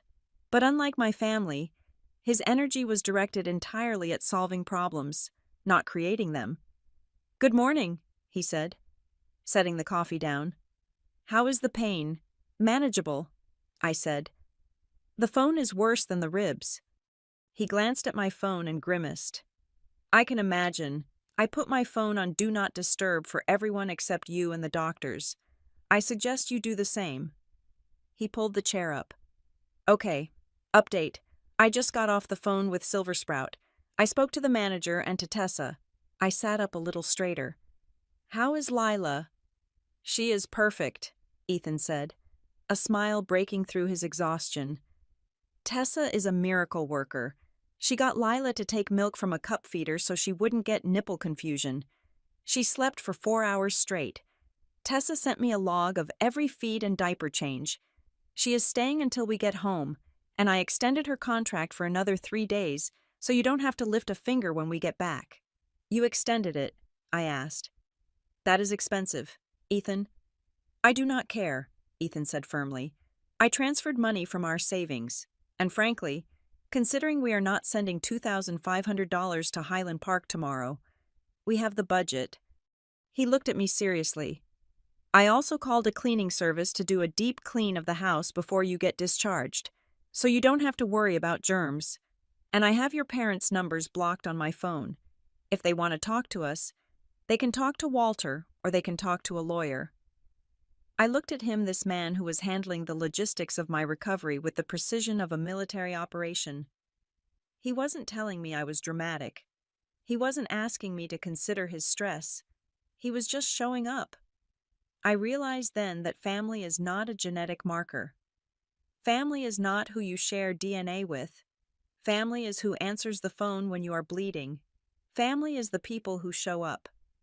Thank you, I said, reaching for his hand. Thank you for being the adult. I am just being your husband, he said simply, and I am sorry I wasn't here yesterday. I am never leaving you alone again. My phone buzzed again. I looked at it. It was Diane again. I hesitated. Walter had told me to rest. Ethan had told me to block them. But there was something inside me that needed to say it. I needed to say it to her face, or at least to her ear. I needed to close the loop. I answered. Ivy. Diane's voice was breathless, panicked. She had switched tactics. The anger was gone, replaced by a trembling, fragile tone she used when she wanted to evoke pity. Oh, thank God. Ivy, honey, please, you have to talk to your grandfather. I am listening, I said. He is serious. Ivy, she sobbed. He called the bank. He called the travel agent. He is talking about the will. Honey, your father and I, we are getting older. We don't have a lot of savings. We were counting on the inheritance for our care later on. Do you really want to see us on the street? Do you want to be responsible for your parents being destitute? It was a masterclass in manipulation. She was leveraging my fear of their mortality. She was weaponizing my conscience. "You have a house," I said quietly. "You have cars. You have jewelry. You are not going to be on the street. Mom, you might just have to live like normal people." "But we can't maintain the house without help," she wailed. "And the loan?" "Ivy, that loan was for the family. It was to help everyone." "It was to help you," I corrected her. "And you put my name on it without asking me." "I did it because I knew you would want to help," she cried. "You have always been the generous one. Why are you being so cruel? We are family. Families forgive. Families help each other." I closed my eyes. I thought about the ambulance. I thought about the cold air hitting my face as they loaded me in. I thought about the fear, the absolute, primal terror that my daughter was going to be alone. "Family helps each other," I repeated slowly. "Yes," Diane said, sensing a crack in the armor. "Yes, exactly. I made a mistake yesterday. I admit it. I was stressed. But you can't punish us forever. Please, Ivy, call Walter. Tell him to stop." I opened my eyes. The hospital room was bright. Ethan was holding my hand. I was safe. "Mom," I said. My voice was steady. It was the voice of a woman who had survived a crash, not a child seeking approval. "When I called you from the ambulance, I didn't ask for money. I didn't ask for a kidney. I asked for 3 hours of your time to hold my baby." I know, she wept. "And you said no," I said. "You didn't say no because you couldn't do it. You said no because you didn't want to ruin your facial." "It wasn't like that." "It was exactly like that." I cut her off. "You left me alone in an ambulance. Mom, you left Lila alone with a neighbor. You made a choice. You chose yourself." I took a deep breath. "I am not doing this to punish you," I said. "I am not doing this to be cruel. I am just doing what you taught me yesterday." "What?" she whispered. "I am choosing myself," I said. "I am choosing my daughter. And I am choosing to stop paying for people who don't show up. Ivy, please. You have until tonight to meet Grandpa's conditions," I said. "If you don't show up with that check, and if you don't show up with a real apology, then whatever happens to the will is not my fault. It is the consequence of your actions. I am just returning the truth to you. Ivy." I hung up the phone. I looked at Ethan. He squeezed my hand hard. "Block her," I said. Ethan took the phone from my hand. He tapped the screen 3 times. "Blocked," he said. I leaned my head back against the pillow. The guilt I expected to feel, the crushing, suffocating guilt that had followed me my entire life, wasn't there. Instead, there was just silence, and in that silence, I could finally hear myself think. The conference room at Hale and Marlowe Legal Group was cooler than the hospital, smelling of lemon polish and expensive coffee. I sat in a leather chair that cost more than my first car, adjusting the pillow I had brought from home to support my fractured ribs. Beside me, Ethan was scrolling through a PDF on his tablet, his face a mask of concentrated fury. Across the mahogany table sat Mr. Marlowe, a man whose tailored suit and calm demeanor suggested he had seen the worst of human nature and successfully litigated against it. We were not there to chat. We were there to perform an autopsy on my financial life. "Mr." Marlowe slid a thick stack of papers across the table. "These are the origination documents for the home equity line of credit," he said. "We pulled them this morning using the power of attorney you granted us. I want you to look at page 4. I reached out with my left hand, the one without the IV bruising, and turned the page. There was my name, Ivy Gonzalez, and there was a signature. It was a loop, a scratch, a vague approximation of how I signed my name. But it was not my signature. My eye has a distinct hook at the top. This one was smooth. But the real smoking gun was not the ink. It was the data. "Look at the contact information," Mr. Marlowe said, tapping the paper with a silver pen. "The bank is required to send notifications regarding loan origination, interest rate adjustments, and monthly statements. They sent them here. I looked at the email address typed in the box. thewhitmorehome@gmail.com. The air in the room seemed to thin. That was not my email. That was the family email address my mother had created 10 years ago to manage household bills and subscriptions. She had the password. She had the two-factor authentication linked to her phone. She used an email she knew I could not access. I whispered, "Exactly. Mr." Marlowe said, "This proves intent to conceal. If she had used your email, you would have received a welcome packet from the bank 3 years ago. You would have called to ask why you were taking out a loan. By routing the digital paper trail to an account only she controlled, she ensured you remained in the dark until the credit report flagged it. This is not a clerical error.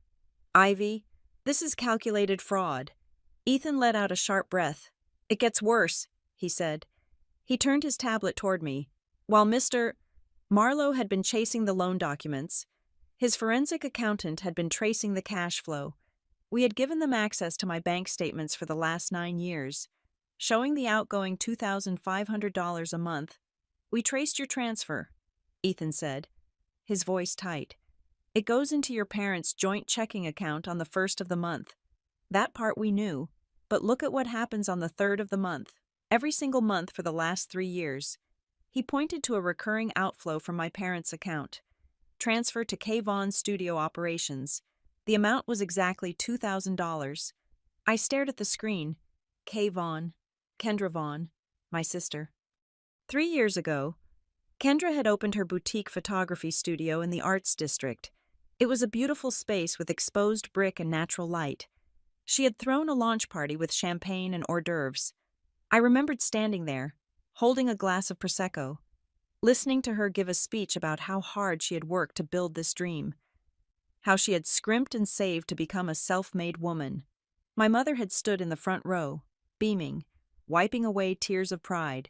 "Look at your sister," she had whispered to me that night. "She is so brave to take a risk like this."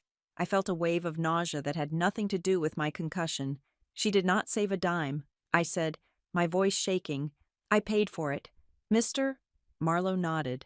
"Effectively, yes.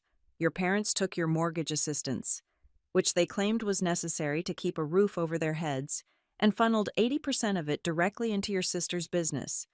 You have been the silent investor in Kendra's career for 3 years." I thought about the times Kendra had critiqued my job in marketing.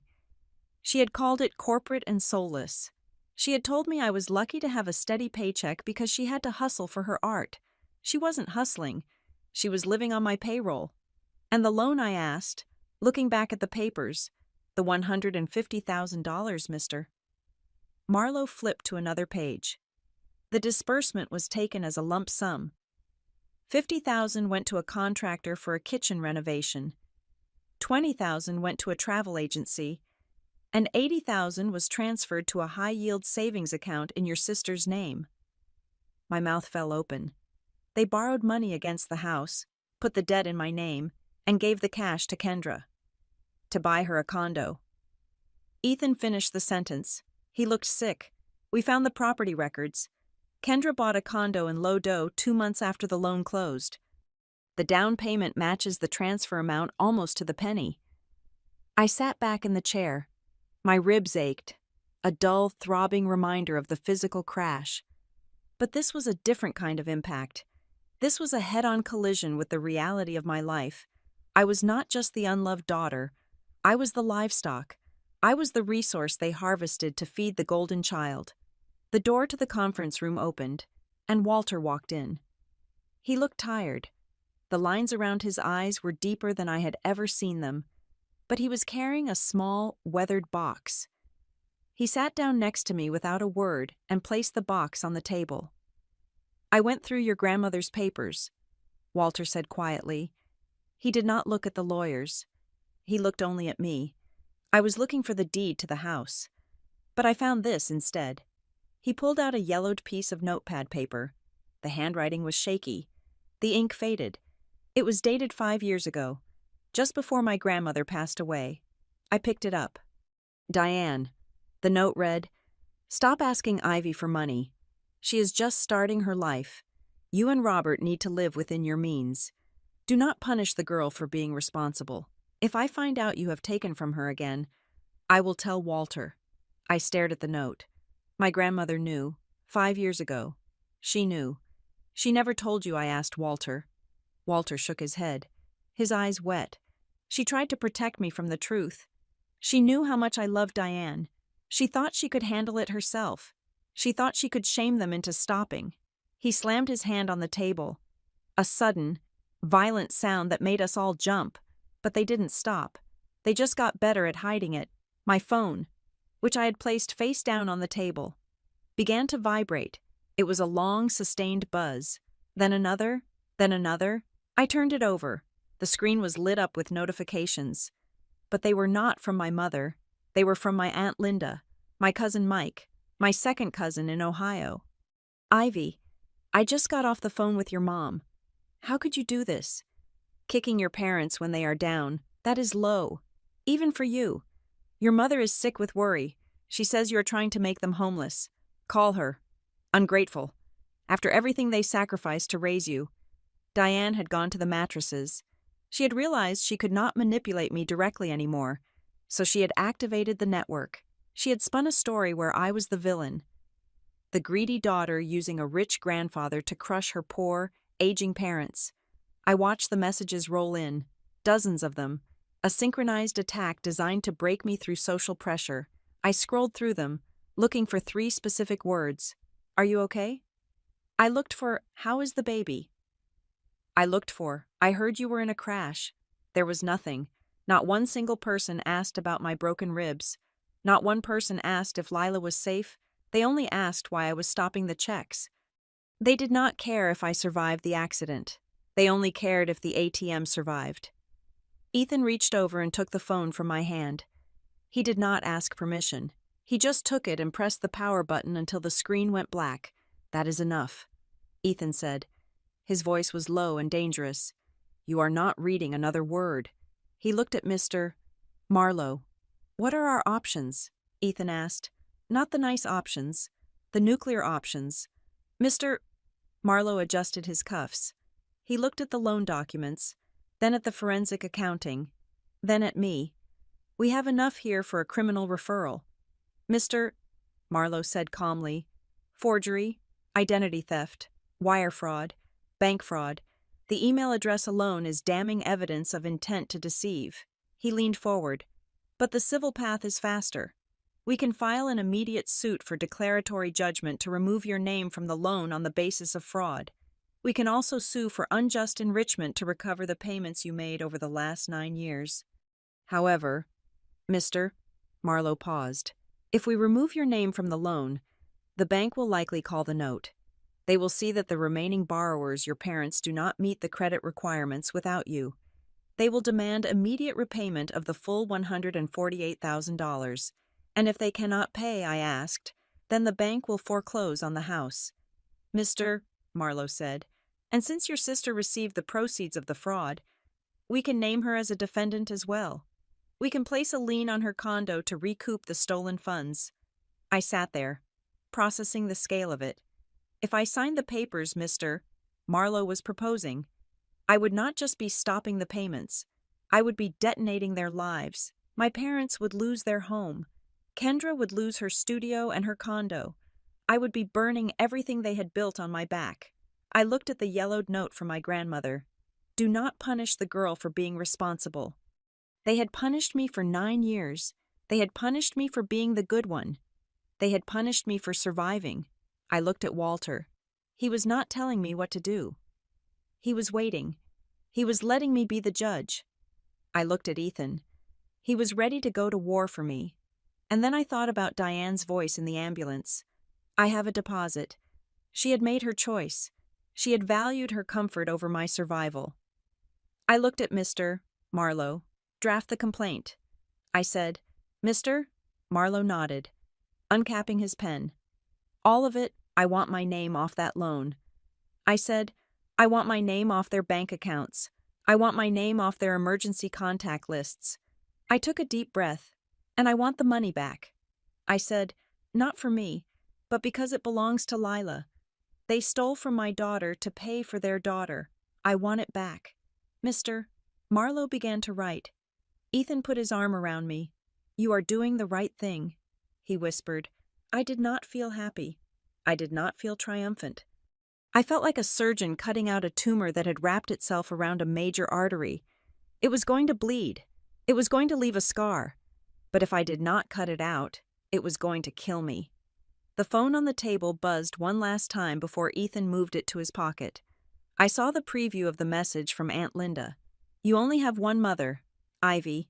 You will regret this. I looked at the blank wall of the conference room. She was right. I only had one mother. And she had died in that ambulance the moment she hung up the phone.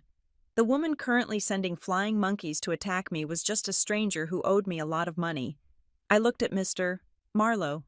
When can we serve them, I asked. We can have a process server at their residence by tomorrow morning. Mr. Marlowe said. Do it, I said.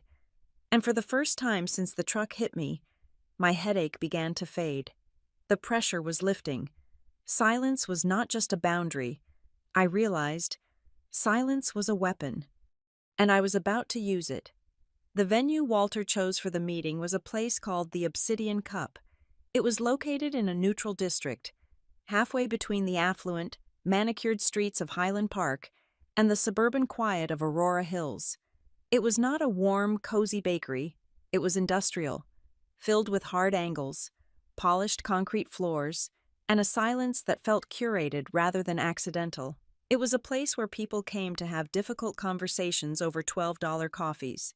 I sat in the corner booth, my back supported by a stiff leather cushion. Ethan sat next to me, his posture rigid, a thick manila folder resting on the table in front of him like a loaded weapon. Walter sat at the head of the table, sipping black coffee, his eyes fixed on the entrance. My ribs were throbbing a dull, constant rhythm, a reminder of the physical trauma that was only 48 hours old. But the adrenaline coursing through my veins made the pain feel distant, like it was happening to someone else. I was not here to heal. I was here to amputate. They arrived 10 minutes late, a power move. Diane walked in first. She was wearing a beige cashmere cardigan and no makeup, a calculated choice. My mother never left the house without a full face of foundation, but today, she wanted to look haggard. She wanted to look like the victim of a family tragedy. Her eyes were red-rimmed, likely from irritation rather than sorrow, but the effect was theatrical enough for a casual observer. Kendra followed her. She wore oversized sunglasses and a scowl that suggested she was being marched to a gallows rather than a coffee shop. She carried her designer bag, the one I knew cost $3,000. The one I had likely paid for clutched tight to her chest. They reached the table. Ivy, Diane breathed, her voice cracking perfectly. She reached out, her hands fluttering toward my face. Oh, look at you, my poor baby. I did not move. I did not flinch. I just looked at her hands. Sit down, Diane, Walter said. His voice was not loud, but it stopped her mid-motion. Diane froze, her hands hovering in the air. She looked at her father, then at me, then pulled back, as if she had been burned. She slid into the chair opposite me.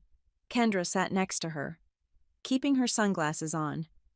I am so glad we are doing this, Diane started, her voice dropping to a conspiratorial whisper.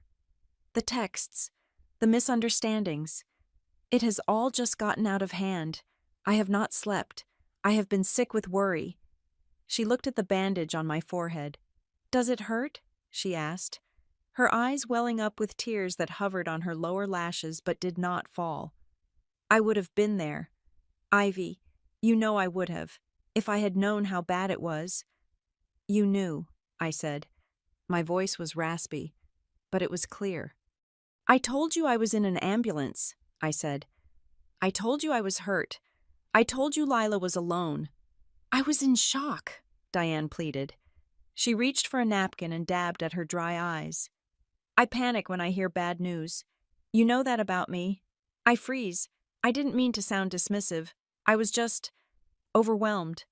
And then to have Walter call me and threaten to ruin your father and me. It felt like I was being attacked from all sides when I was already hurting for you. It was a masterclass. In 3 sentences, She had centered herself, excused her negligence as a psychological quirk, and painted herself as the victim of Walter's aggression. "Stop," I said. Diane blinked. "What?" "Stop the performance," I said. "We are not doing this. I am not here to comfort you about my car accident." I leaned forward, fighting the sting in my chest. "I have 3 conditions," I said. "Simple conditions. If you agree to them, we can talk about a path forward. If you don't, we leave, and the lawyers take over." Kendra scoffed behind her sunglasses. "Conditions, who do you think you are? A hostage negotiator?" "Be quiet." "Kendra," Ethan said. He didn't even look at her. "Here are the conditions," I continued, keeping my eyes locked on my mother. 1. You apologize. A real apology.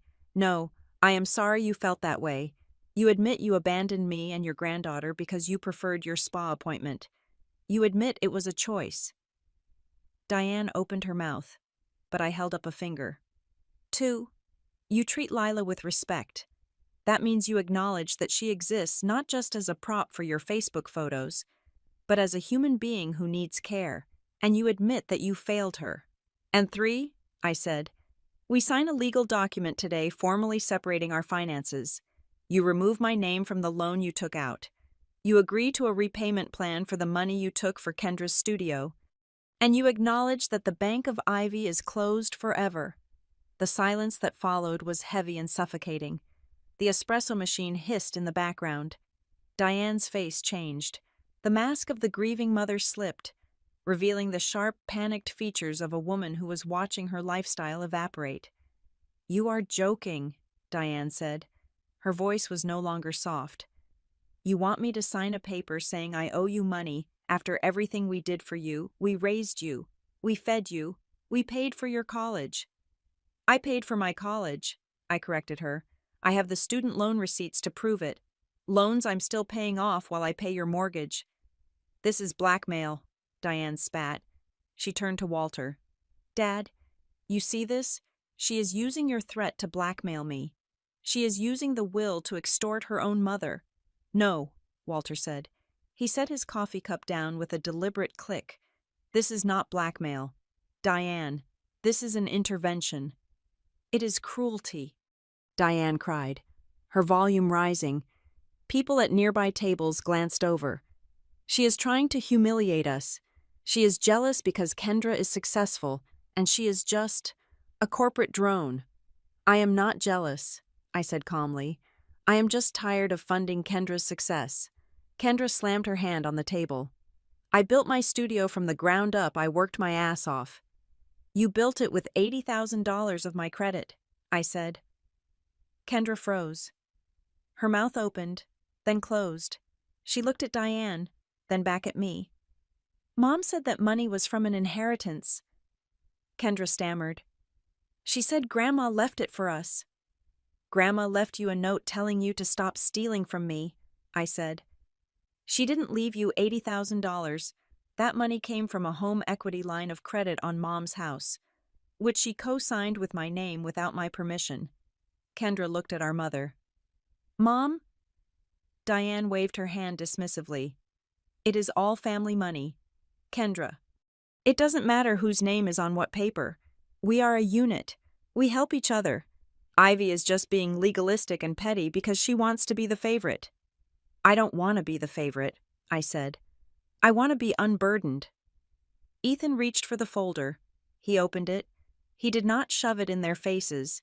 He simply laid the pages out on the table like a tarot spread. The loan origination document with the forged signature, the bank transfer history showing the money moving from me to Diane to Kendra, the email logs showing the diversion of bank statements. "We are not being legalistic," Ethan said. His voice was the temperature of dry ice. "We are being factual. These are felonies.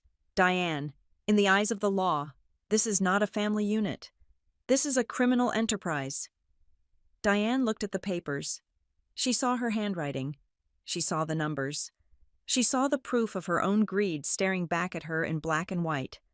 She realized the "I'm just a confused old lady" act wasn't going to work. The "we are family" guilt trip wasn't working. She was cornered.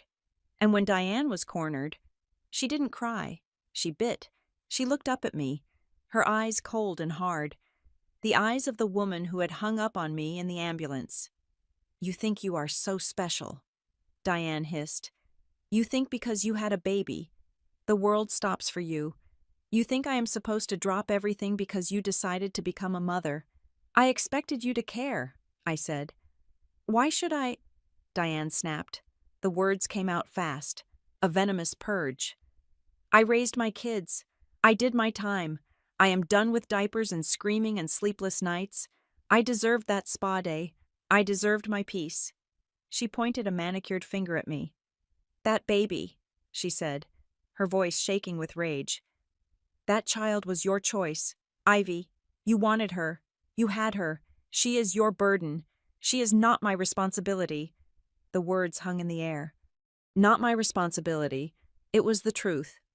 Finally, after 32 years of gaslighting, of pretending, of fake smiles and passive-aggressive comments, she had finally said the quiet part out loud.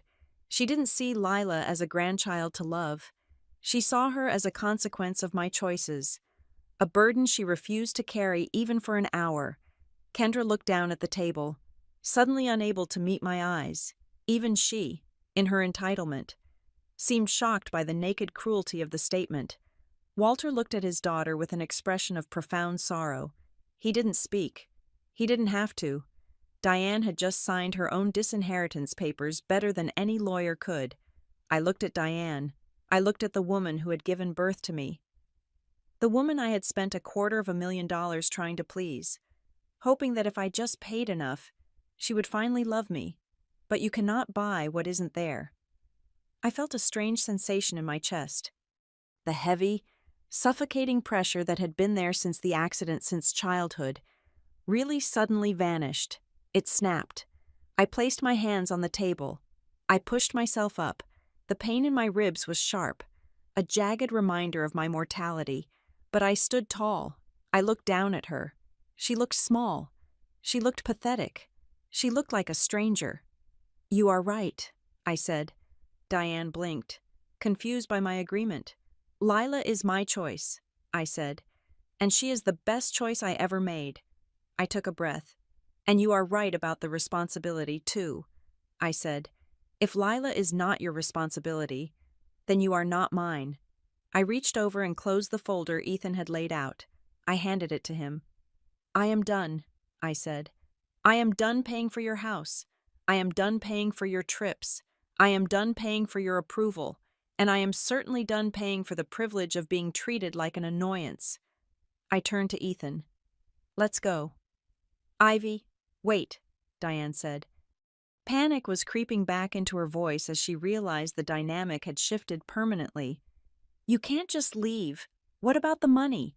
What about the loan?" "Talk to Mr. Marlowe," I said. "He handles my charity cases now." "I am your mother," she screamed. It was a desperate, ugly sound that echoed off the concrete walls. I stopped. I didn't turn around. "No," I said quietly. "You were just a bill I finally paid off." I walked toward the door. I could hear Walter standing up behind me. I could hear Diane sobbing. Real tears this time. Tears of a woman who realized she had just bankrupted her emotional account. I walked out into the cool air of the street. The sun was shining. The city noise was loud and chaotic and beautiful. Ethan took my hand. "Are you okay?" he asked. I took a deep breath, filling my lungs despite the ache in my bones. "I am free," I said. And for the first time in my life, I meant it. The 24-hour deadline Walter had set hung over the city like a storm front. But inside the law offices of Henderson and Associates, the atmosphere was clinically precise. I was not there, but Walter recounted the scene to me later with a grim satisfaction that suggested he had finally accepted the true nature of his daughter. Diane did not show up. She did not bring a check. She did not bring an apology. She did not even send a representative. She called Walter's voicemail at the 23rd hour and left a message saying she was suffering from a migraine brought on by Ivy's cruelty and that she would not be bullied into attending a meeting that was clearly a trap. She retreated into her victimhood like a turtle retracting into a shell, convinced that if she just waited long enough, the threat would evaporate. She believed, as she always had, that boundaries were soft lines drawn in sand, easily washed away by the tide of family obligation. She was wrong. At 1 minute past the deadline, Walter signed the documents. It was not a dramatic moment. There was no thunderclap. There was just the scratch of a fountain pen on thick, cream-colored paper. With that signature, the estate that Diane had been mentally spending for 20 years vanished from her future. The lake house in Missoula, the investment portfolio, the land in Texas, everything was placed into an irrevocable trust designated for the education and welfare of Lila. With me as the trustee, Walter included a no-contest clause that was particularly brutal. If Diane or Kendra attempted to challenge the will, they would be liable for all legal fees and would automatically forfeit the token bequest $5,000 he had left them just to prevent them from claiming they had been accidentally omitted. It was done. The safety net was gone. Then, the dominoes began to fall. I did not have to lift a finger. I did not have to scream. I just had to sit in my living room, nursing my healing ribs, and watch the physics of financial reality take over. It started on the 1st of the month. For 9 years. The 1st of the month was the day my money magically appeared in my parents' account. It was the day the mortgage was paid. It was the day the country club dues were settled. It was the day the illusion of their wealth was renewed. On this particular 1st of the month. The transfer did not happen. I was feeding Lila, watching the morning sun filter through the nursery blinds. When my phone rang, it was a number I did not recognize, but I knew who it was. My mother had been blocked on every verified line, so she was resorting to burner phones or borrowing from strangers. I put Lila over my shoulder to burp her and answered. "Hello?" "Ivy." Diane's voice was bright, casual, as if we had not just declared war in a coffee shop 3 days ago. "Hi, honey. I am calling from your aunt's phone. Listen, I was just checking the accounts, and it seems there is a glitch with the bank. The transfer didn't hit this morning. I called the branch, and they said the sender canceled the authorization. Can you check on your end? It is probably just a system error." I almost laughed. The denial was so profound it bordered on psychosis. She truly believed that after the ambulance, after the hospital, after the confrontation with Walter, I would still pay. She thought my rebellion was a temporary temper tantrum, not a permanent policy change. "It is not a glitch," I said. My voice was calm, steady, the voice of a woman who no longer carried the weight of a mortgage that wasn't hers. "I canceled it. I told you I was canceling it." There was a pause. The brightness in her voice faltered. "But the mortgage is due on the 5th, she said, her tone tightening. "Ivy, be reasonable. I can't pay the full amount this month. We budgeted based on your contribution." "Then you need to re-budget," I said. "Or you need to sell the house." "Sell the house," she shrieked. "This is our home. This is where you grew up." "It is a house you cannot afford," I said. "And frankly, considering you took a $150,000 loan out against it without telling me, I don't think you own much of it anyway." "You are actually doing this," she whispered, the reality finally piercing the delusion. "You are actually going to let us default." "I am not letting you do anything," I said. "I am just not stopping you anymore." I hung up. And then I blocked that number too. The collapse was rapid. Without my $2,500 a month, and without Walter paying the other half of the mortgage directly. The financial pressure cooker in the Highland Park house exploded. I heard about it in fragments, mostly from Walter, who had his ear to the ground. The country club membership was the first to go. My father tried to put it on a credit card, but the card was declined. Apparently, they were maxed out. The humiliation of being turned away at the clubhouse grill was, according to Walter, a wake-up call my father had needed for a decade. Then came the calls to Kendra. This was the part of the story where the irony became almost poetic. For years, Kendra had been the beneficiary of my subsidy. My money flowed to Diane, and Diane's money flowed to Kendra. Kendra had lived in a bubble of subsidized artistry, believing her lifestyle was the result of her own brilliance. Now, the stream had run dry. Diane, desperate and panicked, did exactly what I knew she would do. She turned to the only other resource she had cultivated. She called Kendra, but she didn't call to give money. She called to ask for it. I learned the details from a mutual acquaintance, a cousin who had previously been on Team Diane, but had defected after seeing the evidence. Diane showed up at Kendra's studio, the studio I paid for, and demanded that Kendra start contributing to the household bills. She asked for $2,000 a month. She told Kendra it was time to step up now that Ivy had abandoned the family. Kendra, of course, did not have $2,000 a month. She didn't even have $200 a month. She was leveraged to the hilt, living paycheck to paycheck, relying on Mom's gifts to cover her condo fees and her car lease. The collision was spectacular. Kendra's husband, a man who had always been suspicious of the family finances but kept quiet to keep the peace, finally exploded. When Diane asked them for money, he demanded to see Kendra's business books. He found the gaps. He found the subsidies. He realized that his wife's successful business was actually a charity case funded by her younger sister. The arguments were loud enough that the neighbors in Kendra's building complained. Kendra, for the first time in her life, was being treated like a bank instead of a princess. She called Diane crying, saying she was stressed, saying she couldn't handle the pressure, and Diane, in a moment of perfect circular justice, told her, "Don't be dramatic, Kendra. We all have to make sacrifices." It was the same line she had used on me for years. Watching Kendra choke on it gave me no joy, but it gave me a sense of completion. The cycle was closed. Meanwhile, Walter was fighting the war on the social front. The flying monkeys, Aunt Linda, Cousin Mike, the second cousins in Ohio had gone silent. Why?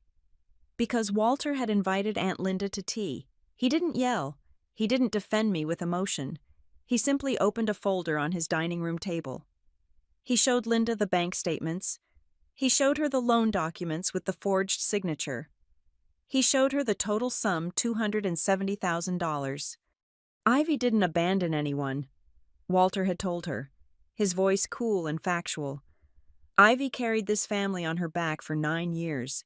She paid for the roof over their heads. She paid for the food on their table. And in return, when she was bleeding in an ambulance, her mother couldn't be bothered to cancel a facial. He let that sink in. "So," Walter had said, looking Linda in the eye, "if you want to continue spreading lies that Ivy is ungrateful, you go right ahead. But just know that I have the receipts, and I'm happy to publish them." The gossip stopped overnight. The angry texts ceased.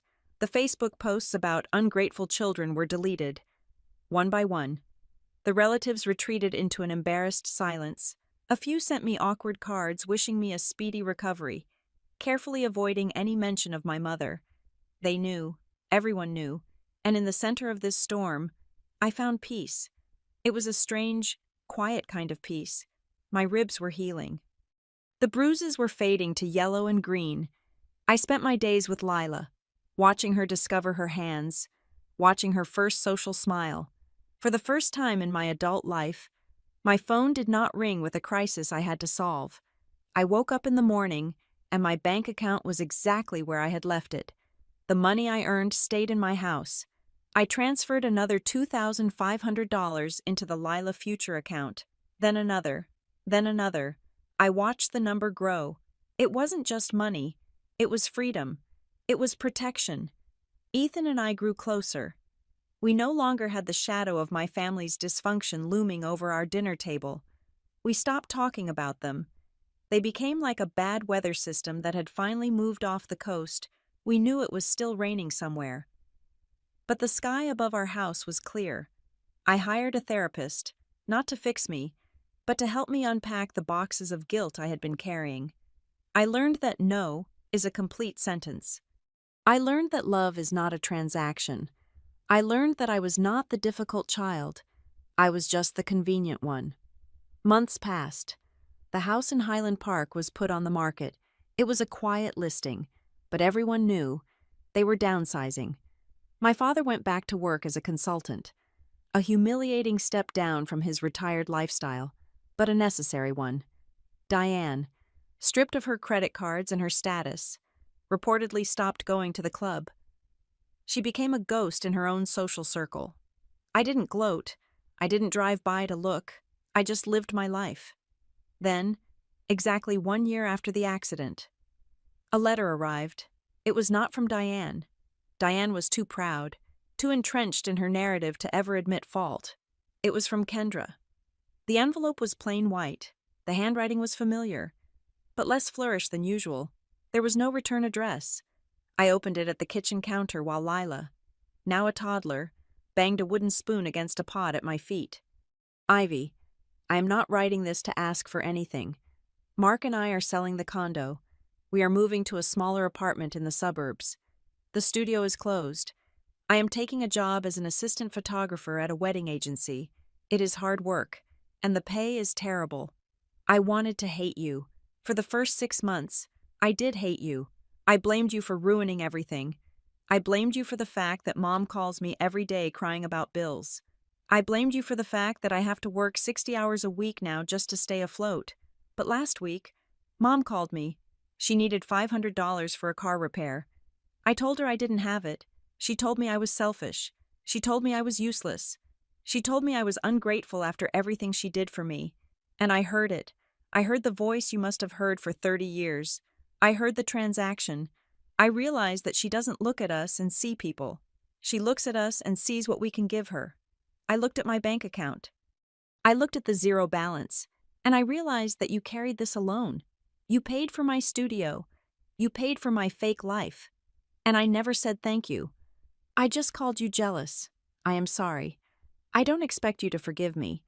I don't expect us to be sisters again. I just wanted you to know that I see it now. You weren't the villain, Ivy. You were the only adult in the room. Good luck with Lila. Don't let her become us. Kendra. I put the letter down. I didn't cry. I didn't reach for the phone to call her.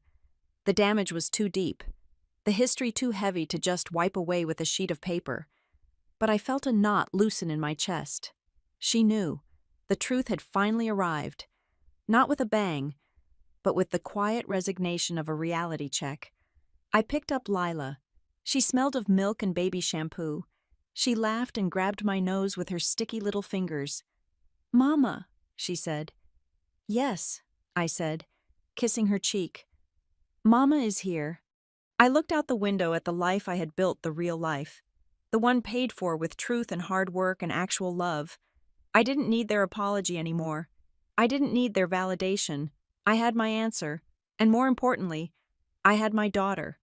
And unlike my mother, I knew exactly what she was worth. She was priceless. And she would never, ever have to pay me to love her. The final showdown did not happen in a hospital room or a coffee shop. It happened in the library of Mr. Henderson's law office, a room that smelled of old leather and expensive decisions. The walls were lined with books that contained centuries of rules about who gets to keep what. But the rule being enforced today was far simpler. It was the rule of consequences.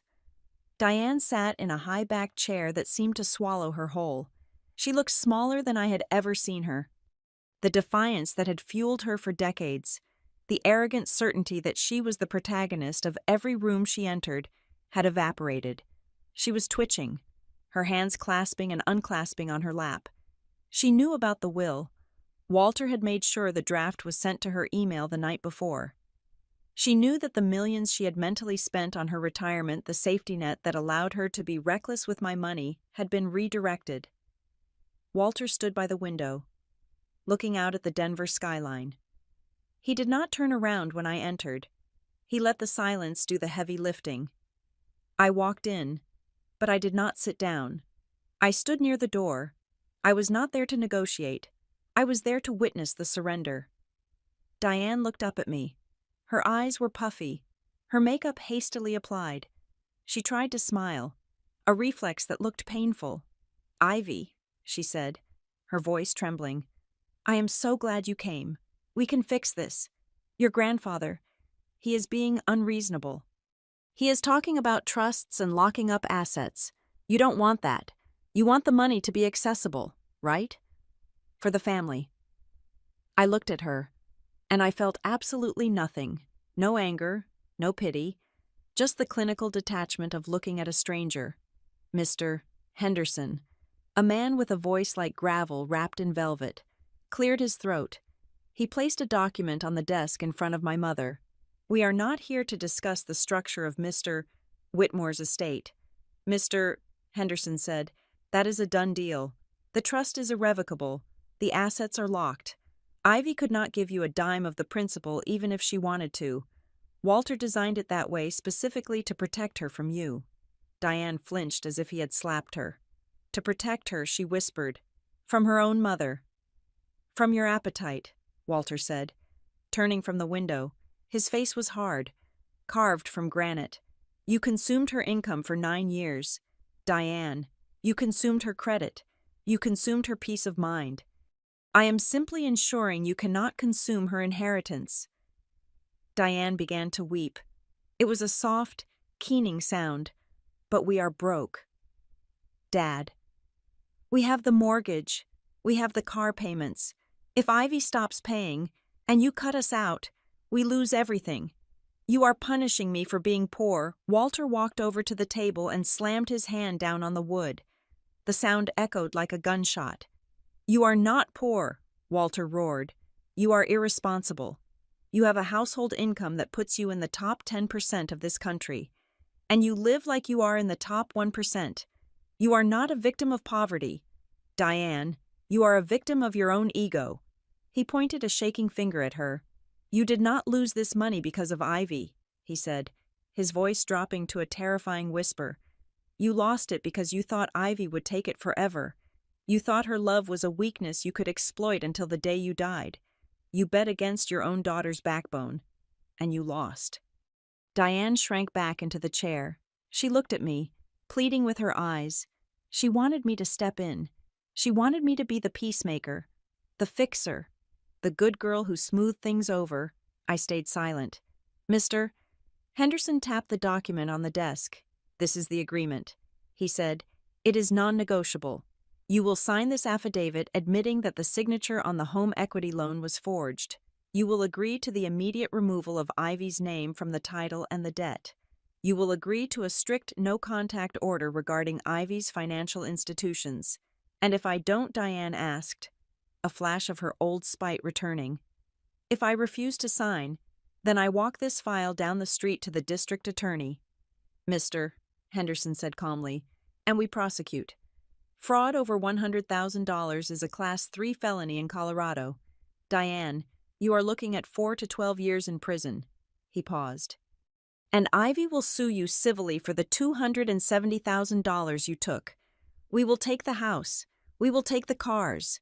We will garnish your Social Security. You will not just be broke. You will be destitute and incarcerated. Diane looked at the papers. Her hands were shaking violently now. She looked at the reality of her life. There was no spin she could put on this. There was no way to gaslight a felony conviction. She picked up the pen, but before she signed, she looked at me one last time. I just wanted us to have a good life, she whispered. I did it for us. Why do you hate me for wanting nice things? I stepped forward then. I signaled to Ethan, who was waiting in the hallway. He walked in carrying Lila in her car seat.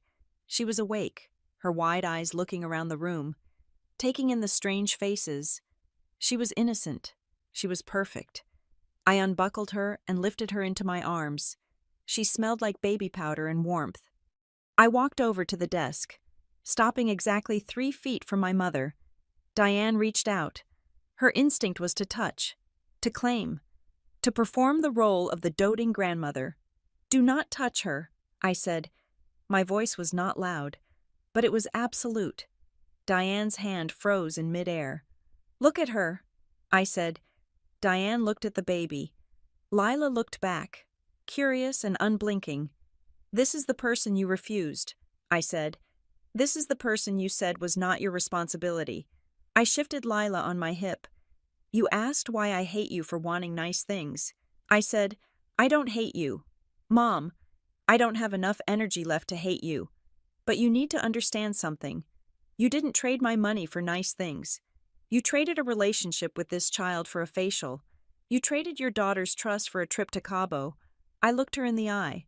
You got the nice things, I said, but you paid for them with us. And the bill has finally come due. Diane stared at Lila. For a second, I saw a flicker of genuine regret, not for the money, but for the realization that this beautiful living thing was forever out of her reach. She realized that she had sold her access to the future for a comfortable present. I am sorry, Diane whispered. I nodded. I know, I said. But sorry does not sign checks, and sorry does not unforge signatures. I stepped back. Sign the papers. Mom, Diane looked down. She pressed the pen to the paper. The scratching sound was the only noise in the room. She signed the affidavit. She signed the release. She signed the admission of guilt. With every signature, the chains that had bound me to her for 32 years fell away. The debt was gone. The obligation was gone. The fear was gone. She finished. She pushed the papers toward Mr. Henderson. Is that it? She asked, her voice hollow. Am I done, mister? Henderson checked the signatures. He nodded. You are done, Mrs. Whitmore.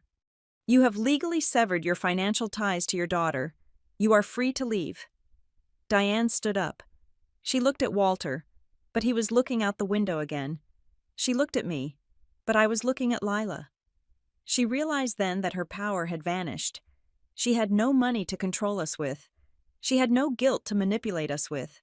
She was just a woman in a beige cardigan standing in a room full of people who had moved on. She walked to the door. She paused, her hand on the knob. I hope you are happy, she said bitterly. You got your revenge. I looked at her, rocking Lila gently. No, Mom, I said softly.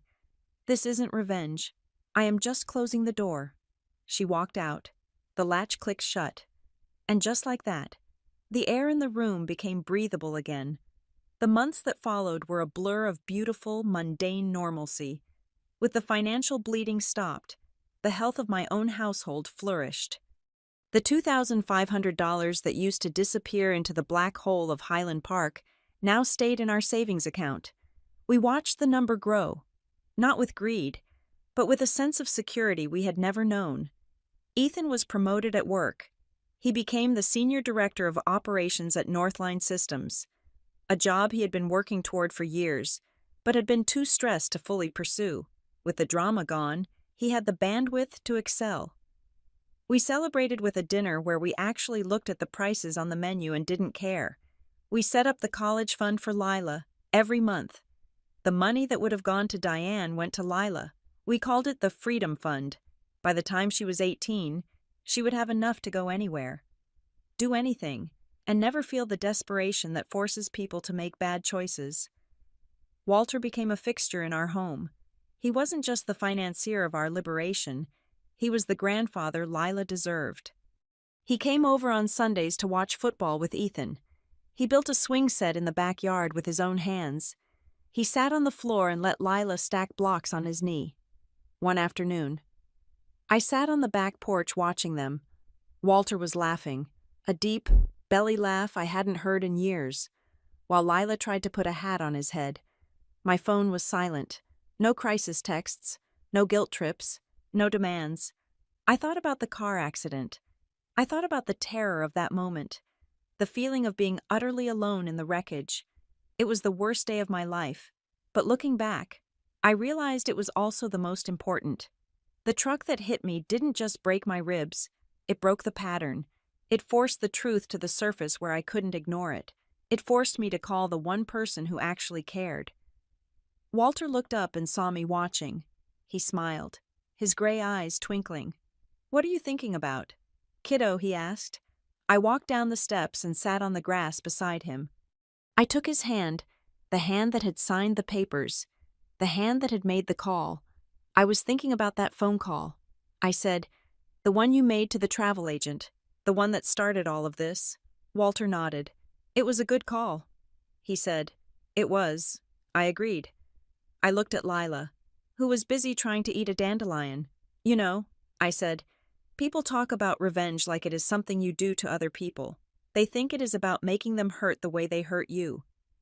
I squeezed his hand, but I don't think that is it. I think the best revenge is just stopping. It is stopping the cycle. It is taking the resources they stole and using them to build something beautiful. Walter kissed my forehead. You are right, he said. You didn't punish them, Ivy. You just stopped rewarding them for hurting you. I leaned my head on his shoulder.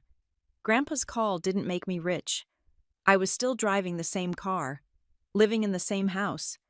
But as I watched my daughter play in the sun, safe and secure, protected by a fortress of boundaries I had finally built, I realized the truth.